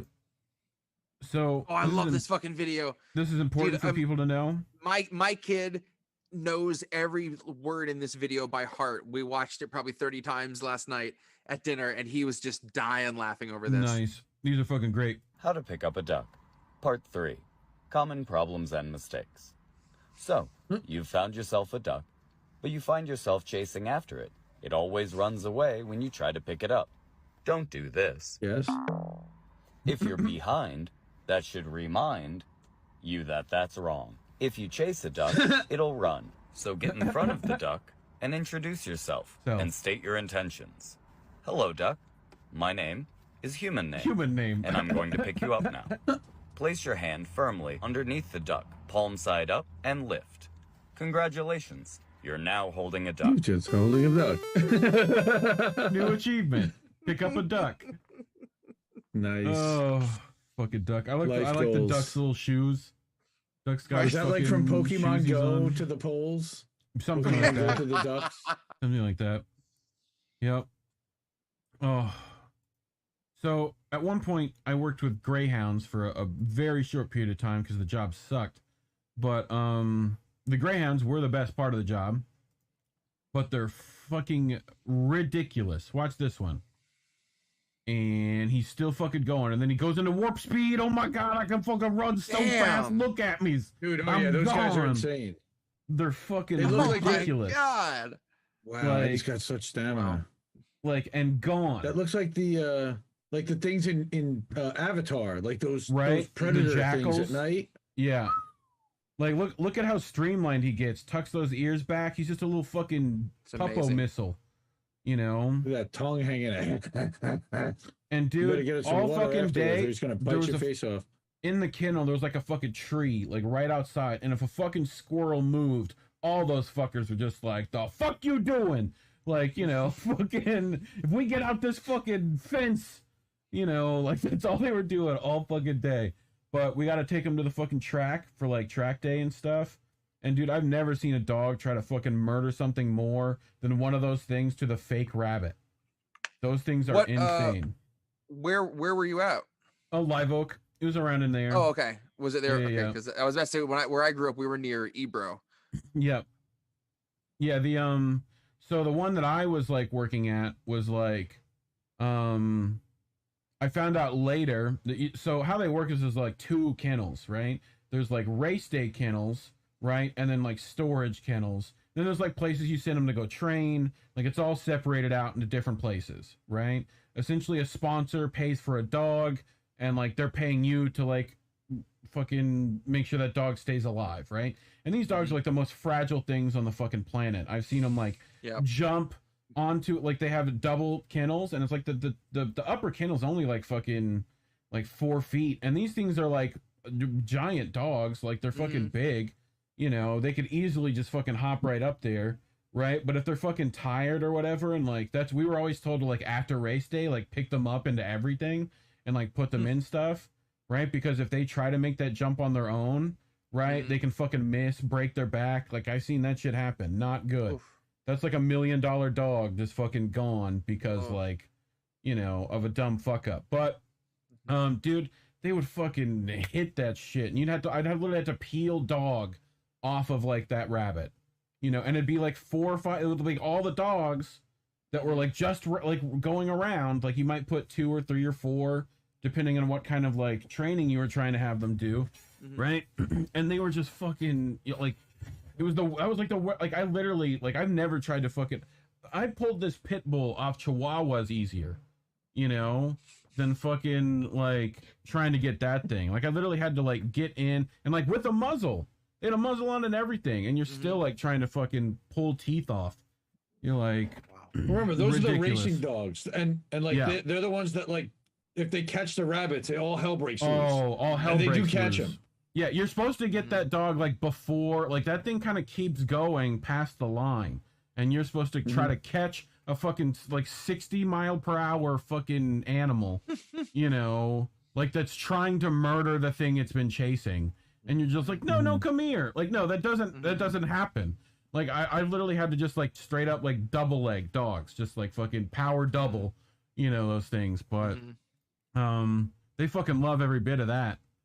You know, if it weren't for fucking, if it weren't for like the shitty part of the race. But anyway, I found out that the race kennel, they shut down all the fucking dog racing in Florida because this kennel got caught. The one, and I don't think it was them. I think it was the race kennel that was part of that, right? Because I had heard the race kennel would give them like steak and champagne and shit, but they got caught in the dog's bloodstream was traces of cocaine, which seems a very Florida thing to try to do.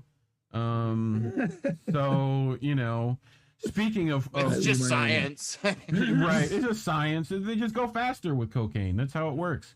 It's literally Blake Edwards, A Fine Mess, where they stick that thing up. Speaking of Florida, right? Like this is Florida what we man be fucking dances doing. with Gator. Yeah. And hilarity ensues. Now we don't have the rest of this video, so I don't know how well this date worked out for him, but you know, I think he got lucky. I mean, this is Nancy Pelosi on a Saturday night.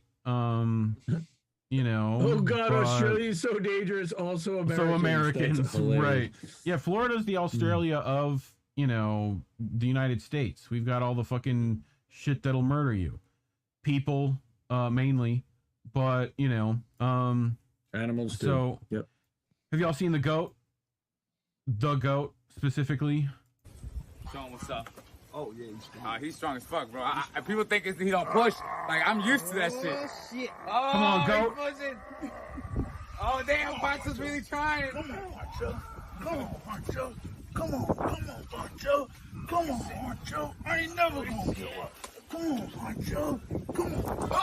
Oh, the fucking goat. The goat did it. That's fucking great.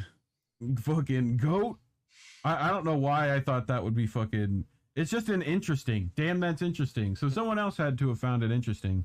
That goat looked like it was really enjoying it. Yep. Fucking. A lot of people found it interesting. It was top 200 on Reddit. So in that category. I think I've told all of you all about swamp chickens before. I just wanted people to experience swamp chickens themselves. This isn't necessarily a swamp. This is like desert chicken, but still applies. Death on two legs is what it is. So they're on a fucking bike going like downhill off a mountain, and this fucking thing is just gonna fucking come chase them down. Damn.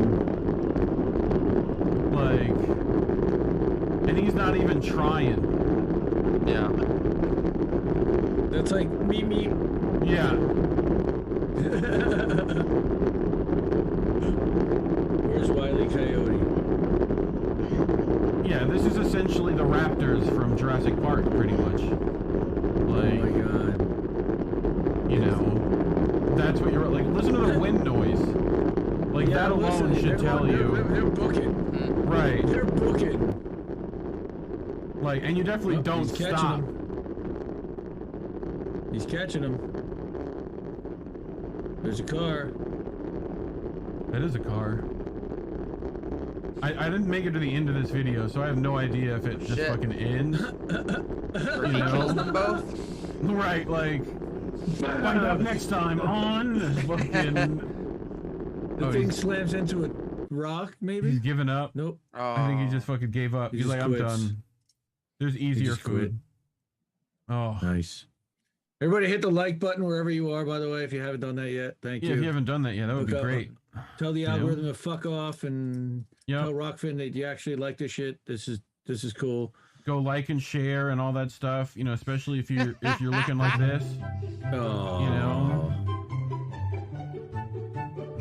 Why? Just because cat can. I love how someone he sits here for fucking ever. It's just a dog statue. It feels good. I guess. Or he's just really trying to make friends with this fucking dog. Like, this dog will love me. That too. He's definitely been into the nip for sure. So how could this is hell Lloyd be any Blankfein. I worse? saw this all over. Goldman Holy Sachs shit. CEO will perform at Lollapalooza. So remind me Lloyd another fucking reason Blankfein. to not go to Lollapalooza. We live in hell and we live in idiocracy. I mean, what and next? That is also proof. Mark Zuckerberg at like Warped Tour? Like, what's going on? You know? No, Nancy Pelosi performing and doing stage dives. Yeah. That's next. What is he gonna play? Is the question. What is his track list? You think? You know, like I Took All Your Money. Yes, and like Money by Pink Floyd. You know, You better pay fucking rent now. Everything's money. Eviction Definitely sooner rather than later. Definitely, I don't need no scrub. Playlist. I don't need no scrub. That's definitely in there. Oh, Steph wanted to see the one with the bird popping up again. If we could do that one with the Yeah, I think so. I think it's back this way. with the cockatiel. This one. There you go. Yeah.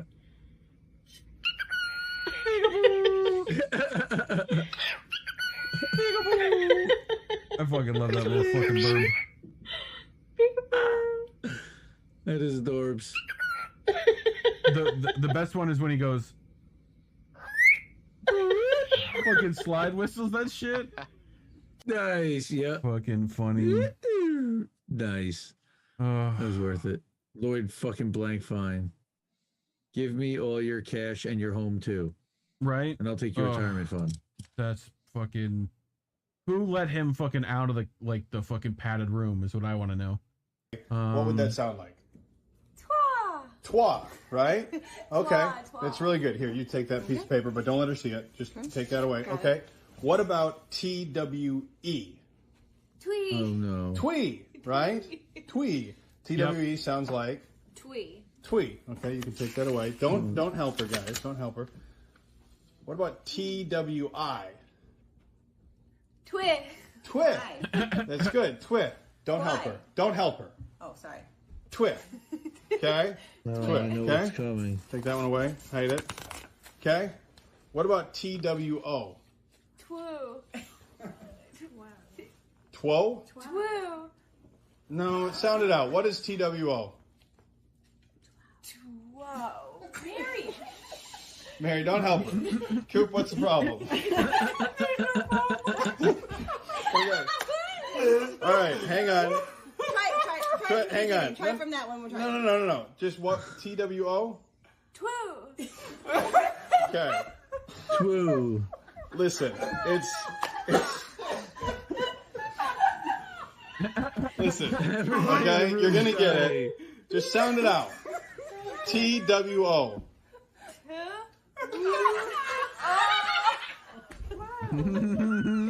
Okay. Everybody's losing it. Okay. The smoke here definitely works. Listen, Right. all right, guys. She's almost there. I mean, they're filming in the almost 70 there. show's She's almost basement. there, okay? So, you know. That's what it looks like. They're definitely in the circle. Okay. Give her a second. All right, we're gonna settle down. You're gonna get this, okay? Okay. All you have to do, you just have to Okay. sound it out, okay? Use your education. Keep saying that, Okay. but she's not doing it. Just okay. Oh, we're getting it. Okay, shush over there. Okay. Like, Oh. Whoa. what is it? Whoa. Wow. Okay. And somebody's gonna date her.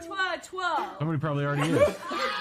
He's probably the guy on the camera. Listen, you're really close. Okay. But it's not. Okay. Okay. No way that's a guy who's dating her. I mean, kinda. Come on. No. Okay. Why are you saying the W like that? Why is it I'm like gonna tell you. cool whip? I'm gonna give you 5 more seconds. Okay. Okay. T He set her up. O. Jesus. Whoa. No. How long does this go on, dude? Like, And we didn't even get to fucking see the insufferable. reaction. And she never even got it right. That fucking Bible sucks. Who versity. cut that too soon? Oh, Bible verse daily. Oh, of course it Nice. is. Of course it's Bible verse daily. Yeah, book 12. So Book this 12. was the message that I got from future Steve. Steve After he time C12. travels. Right? If no one comes from the future to stop you from doing it, then how bad can it be? Brought to you by the U.S. Thanks, Robots and US Mechanical Men Robots. Incorporated. Fucking, Schenectady. yep. Fucking, this is great shit. Schenectady. Yep. Schenectady. Fucking, of course Shout out it's to all our there. people from Schenectady in the chat. Right. Union College. I partied in Schenectady. I've done mushrooms in Schenectady. Isn't Allegedly. Sarah Connor from Schenectady? What? That sounds like a song. Allegedly. Right? Allegedly. I just thought this was fucking hilarious. You know. Обрадуем жителей данного подъезда, повесим Владимира Владимировича прямо в лифт. Так, ровненько. Отлично, кажется. Так, теперь устанавливаем камеру, чтобы никто, не дай бог, You не know, украл. a beautiful reflective forehead Твою мать. that reflects his strength and wisdom. What the? Охренели, Ты овация. Ой, ёб твою мать. Какой дурак повесил. Я знаю, а вот здесь вот камера. Ну не надо, Они не свалится. за нами следят. Вообще ужас.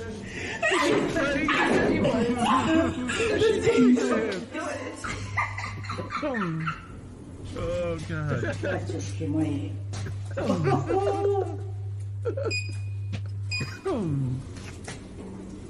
Кто это такой привил-то? Мам какой-то. What the fuck? В смысле, серьезно?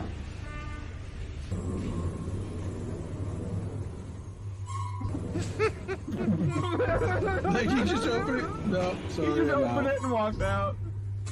I'm out.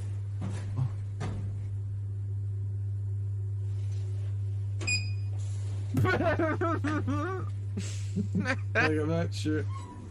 What? Why? What? That's it. He's just like, fucking, what the fuck? That's it. Oh, God. This is bullshit. This is bullshit. By the way, Bank Sisters podcast called This is Bullshit. Nice. Subscribe to the Bank Sisters. Hilarious. Love those girls. Yep. Oh. So, what do you guys think happens if you mix Coca-Cola? Oh, I think a Mentos is going in somewhere. Cola. You know, we'll get some Sprunty. Some fucking... Funta. Funti. पहले इतना dry नहीं किया है cold drink के अंदर तो पहले से ही प्रेशर होता है ऊपर से हम इसके अंदर लिक्विड नाइट्रोजन और डाल देंगे तो पता नहीं क्या होगा थोड़ी सी खाली कर देते हैं Gotta pour some out for the homies. अब इसके अंदर डालते हैं Not gonna liquid go well for nitrogen you. How many? Right in his face. Liquid nitrogen. Yeah. Oh no. Oh no. Oh no. Alright. And boom goes the dynamite. अब safety के साथ में इस बोतल को उल्टा करते Safety, हैं number one priority. Oh shit! Wow! That's a cola ship. Holy साला रॉकेट बनने की जगह बोतल ही फट गई God. Holy shit! Wow! Okay, that's God. Oh my God! Nice. I love that they slowed it down to that level.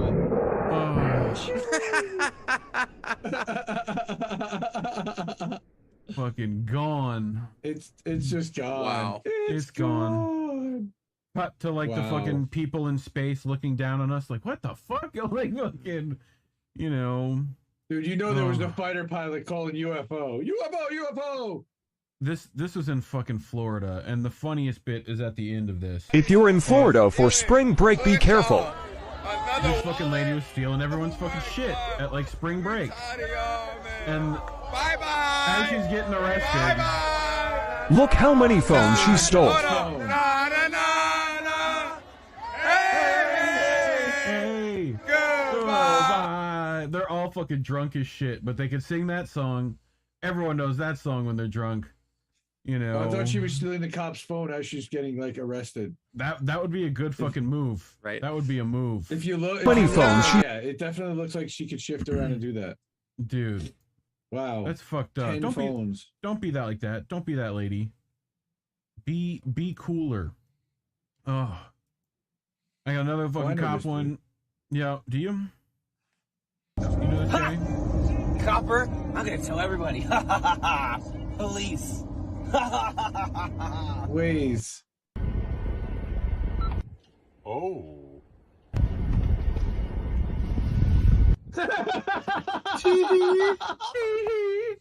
Fucking fuck you, bro. Fuck you, pigs. But dude, that's fun. You know what? I give him credit. That's funny. That is pretty and he's good. being funny. You should leave So the you know force. what? Become a cop with a comedian. sense of humor. You know? A cop with a sense of humor, first of all, you're never gonna last. Right. And second of all, yeah, that's credit. Just start doing comedy. I'll give you a little Just credit do there. comedy. It'll be better. That's right. Find another job. Get a real job, man. Seriously. Like stand-up comedian. Do you know the Shooting Stars song, Jesse? Can you acapella that? You know the do do do do do do that thing? No? No. Sorry. So astronauts going to work. It's from Doctor Strange, actually. Like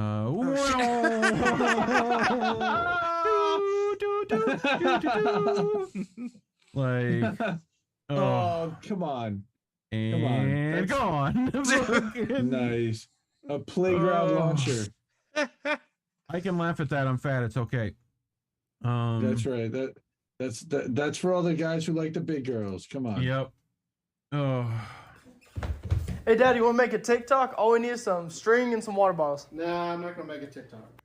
So, anyways. Oh. No. What? My mom dying in the background. But why? Is this to see what kind of reflexes you have without your sight? But no, I mean you didn't have any clue, right? It's just coming out of nowhere. Like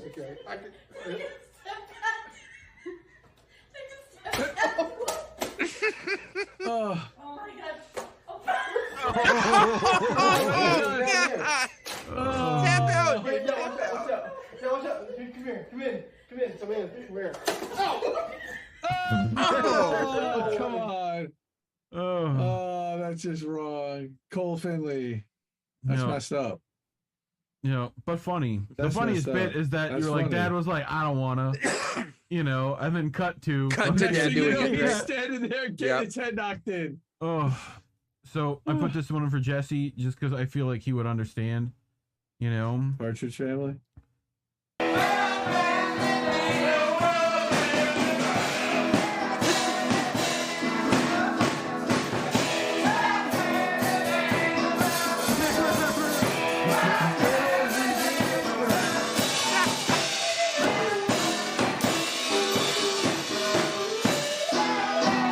Such a hard time.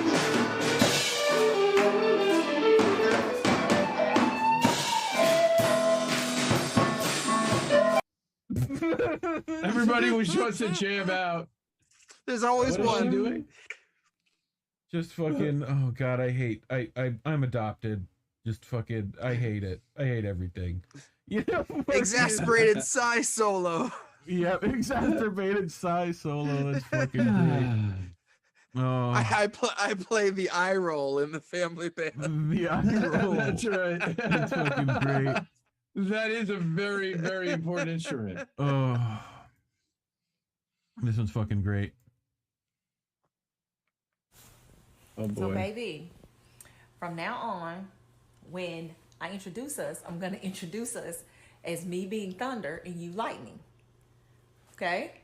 No, I'm thunder. Well, which one comes first?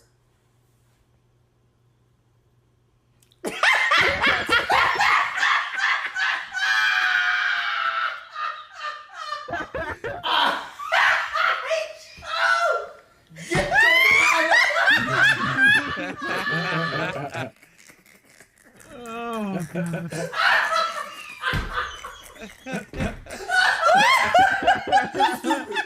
You gotta get out, Stacey. Oh my God, you Stacey. stupid. Come on, Stacey.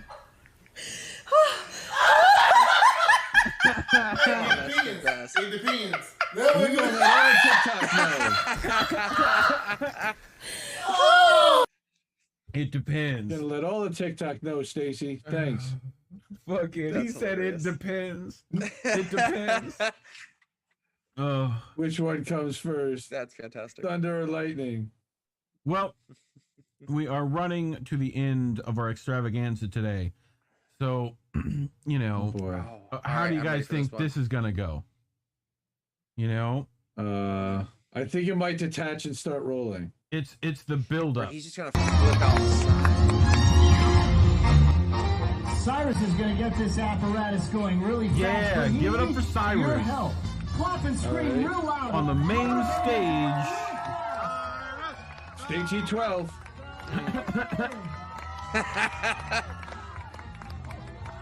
Uh-oh. Uh-oh. Oh, no. This is not going to go well for him. Uh-oh. Oh, no, boy. Oh, God. Ow. Oh, my nuts. Oh, my nuts are upside down.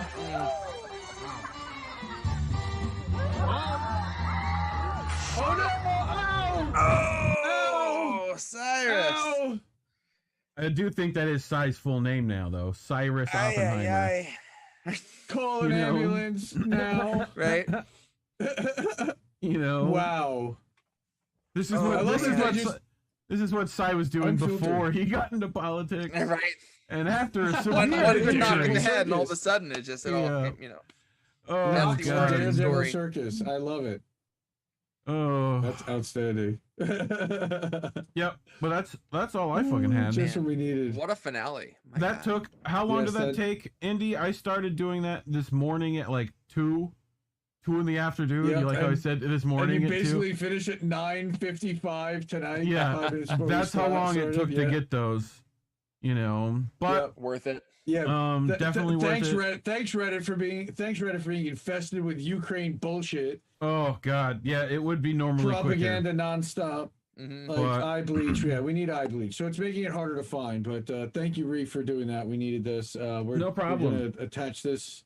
So Stephanie, who's in chat right now in our Rockfin, she's going to be joining me Sunday night for How Do We Miss That as my co-host, filling in for Reef this week. We had Noli a couple weeks ago. This week will be Steph, and we're gonna have a lot of fun with that. Yeah, not Steph Zamorano, but Stephanie Smith. So everyone will love her. She's fantastic. She's been on Tommy Nation. She was actually on one of the INN live streams way back. I think in November, even maybe December. Speaking of Rockfin, I think you're still up on the Hardlands Rockfin, Indy. So people should go check that out. We are, yeah. I did a great interview with Kit this week. Also on my YouTube channel, I did an hour-long interview with Misty for her TNT radio show that I had a blast. We talked about censorship and platforms and all kinds of stuff. The audio for that is up on INN, pretty sure. People want to go check that out. You know, it's on Indie Left, but that's it. Also tomorrow night we're gonna co-stream Noli and Mike from Blind Justice. We're gonna co-stream that to INN. And then good. Sunday night we're gonna do How Do We Miss That? And it's like I feel like every day I'm going on some show or streaming. I or was something, on which is awesome. I was on Jay Buffon's this week as well. People should go check that out. That was a good time. If you haven't seen the St. Patrick's Day episode with me, Jesse, and Warren, people should go check that out. That was fucking. I'm still dying at that. You know, Epic and legend. The Convo Black Glove is going to be a new thing based off show's references. But expanding the lore. Trying to think. I'd love With to have all those Chicago nuggies sitting on there. I'd love to have Chicago peeps on soon, and I've gotten good to goes from Fee. Might see if I can get Pasta to remote in from the bunker that they have out in the sands of Las Vegas. But that should be a good time if I can make that happen. Nice. I don't know when that's gonna be, so we'll figure that out for Reefer After Dark. People are busy and shit, got shit to fucking uncover, and people to fucking call out because they're all fucking terrible. But Jesse, what do you got coming up? Anything? See, I'm on with Noli D on April 1st. Nice. That's about it right now. Is that her Fool's Day joke on everyone that you're coming on? They all right? think who remembers the South Park episode, April Fool's Day troll, where they hyped a new episode like for months, and then they put on the Canada video, like the Tears of Philip thing, and everyone's like, "What the hell is this?" Yep. Dude, one of the best April Fool's Day trolls ever. That was fantastic. Rick and Morty did a similar thing at one point.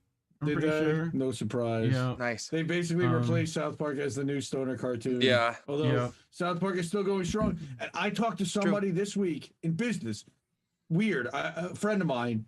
Turns out he knew Trey Parker and Matt Stone like before they ever got big, and had a literal videotape of The Spirit of Christmas, like from the 90s. Dope. Oh, awesome. I was like, that's killer. Dude, how? Like that? That's amazing. I think they did when the Rick and Morty one did it. They brought it on and then had Tim and Eric, I think, write a ton of sketches to just be like this random new shows on like Adult Swim, they were just being like people showed up for fucking Rick and Morty, awesome. And then like, what the fuck is this? Like, it was like infomercial shit they had done in between stuff, and like it was pretty good. I definitely watched for like the first 15 minutes, being like, what the fuck? Where's Rick and Morty? Like, but that's great. That's great.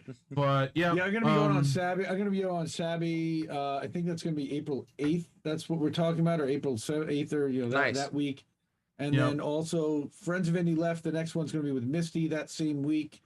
I just have to work out what the scheduled time is with Misty. We're gonna sit down and talk about Assange. We're gonna talk about how she got into all this, and I really don't know her whole backstory, so I'm dying to learn about all that. So I'm excited to sit down with her. That's gonna be good. What else do we have coming up? Oh, INN News next Wednesday. Should be doing that. I'm getting together with Colin. And then I'll have rotating INN hosts weekly to talk about shit that we don't talk about, and how did we miss that. I want to cover the stuff that nobody missed, right? The biggest stories that week, so that we have a place to talk about that. And that'll just be on INN, pretty much, just INN channels. Cool. So whenever I'll give you a shout. Tuesdays we'll prep for that, so it'll be a 2-day thing. And everyone check out the INN live stream from earlier this week, where we had 16 people on a Zoom call, and that was awesome. That was so much fun. Yeah, it was. And Jesse joined the network, so anyone who didn't know already, Jesse's part of INN now. He's our musical director. Nice. Everybody's getting silly titles. Yep. So my high ass has been trying to fucking stock the INN studio recording station, the indie recording studio, the IRS. Nice. That's what I'm gonna call it. That's awesome. So we'll get that together at some point when we find a couple of briefcases full of money.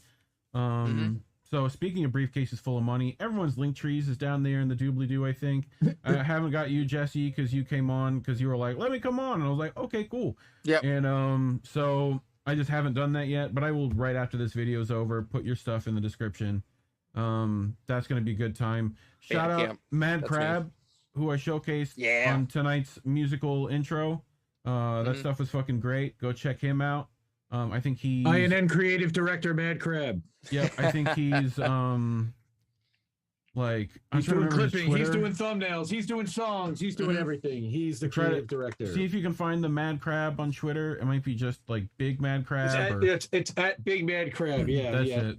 You know, but yeah, shout out the Banjo Kazooie boss, Big Mad Crab. But yeah, otherwise, you know, you'll see me, I think, next Tuesday with Colin. Next Wednesday, I'll see Colin next Tuesday. I'll put Jesse's Bandcamp down below too, and all his free SoundCloud beats will be down in the doobly-doo. You know, so that should be a good time.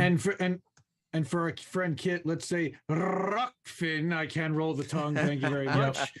And with that being said, I think we need to start to wind down. Yeah. So in Independent Left Media, linktr.ee/Reef Breland, and you can leave him some weed money because he needs it. Yeah, I mean it costs at least fucking $20 a weed and just in the show to produce all this smoke, you know. So I just have to burn all that up, you know. I just have like small incense like right on top and bottom. It's perfect. But abs are good too. I got the fucking Cash Apps down there. I got all that shit. You know, hook me up. Would be nice. You know, we're trying to work on getting that fucking email for the show. I'll do a review of that. That'll be fun. You know, and eventually Doobly-Doo Studios. That's it. Fucking, the Doobly-Doo Studios. That Amsterdam trip for INN members should be a good time. So we just got to fund that. That's right. So just get down in there, get on the rock fins, give me those super rays that are always appreciated in my fucking computer chair. Always appreciated on the indie. Yep. But yeah, otherwise, get so mad at me for that. Otherwise, peace, love, soul, everybody. Good night. Thank you, guys. Bye.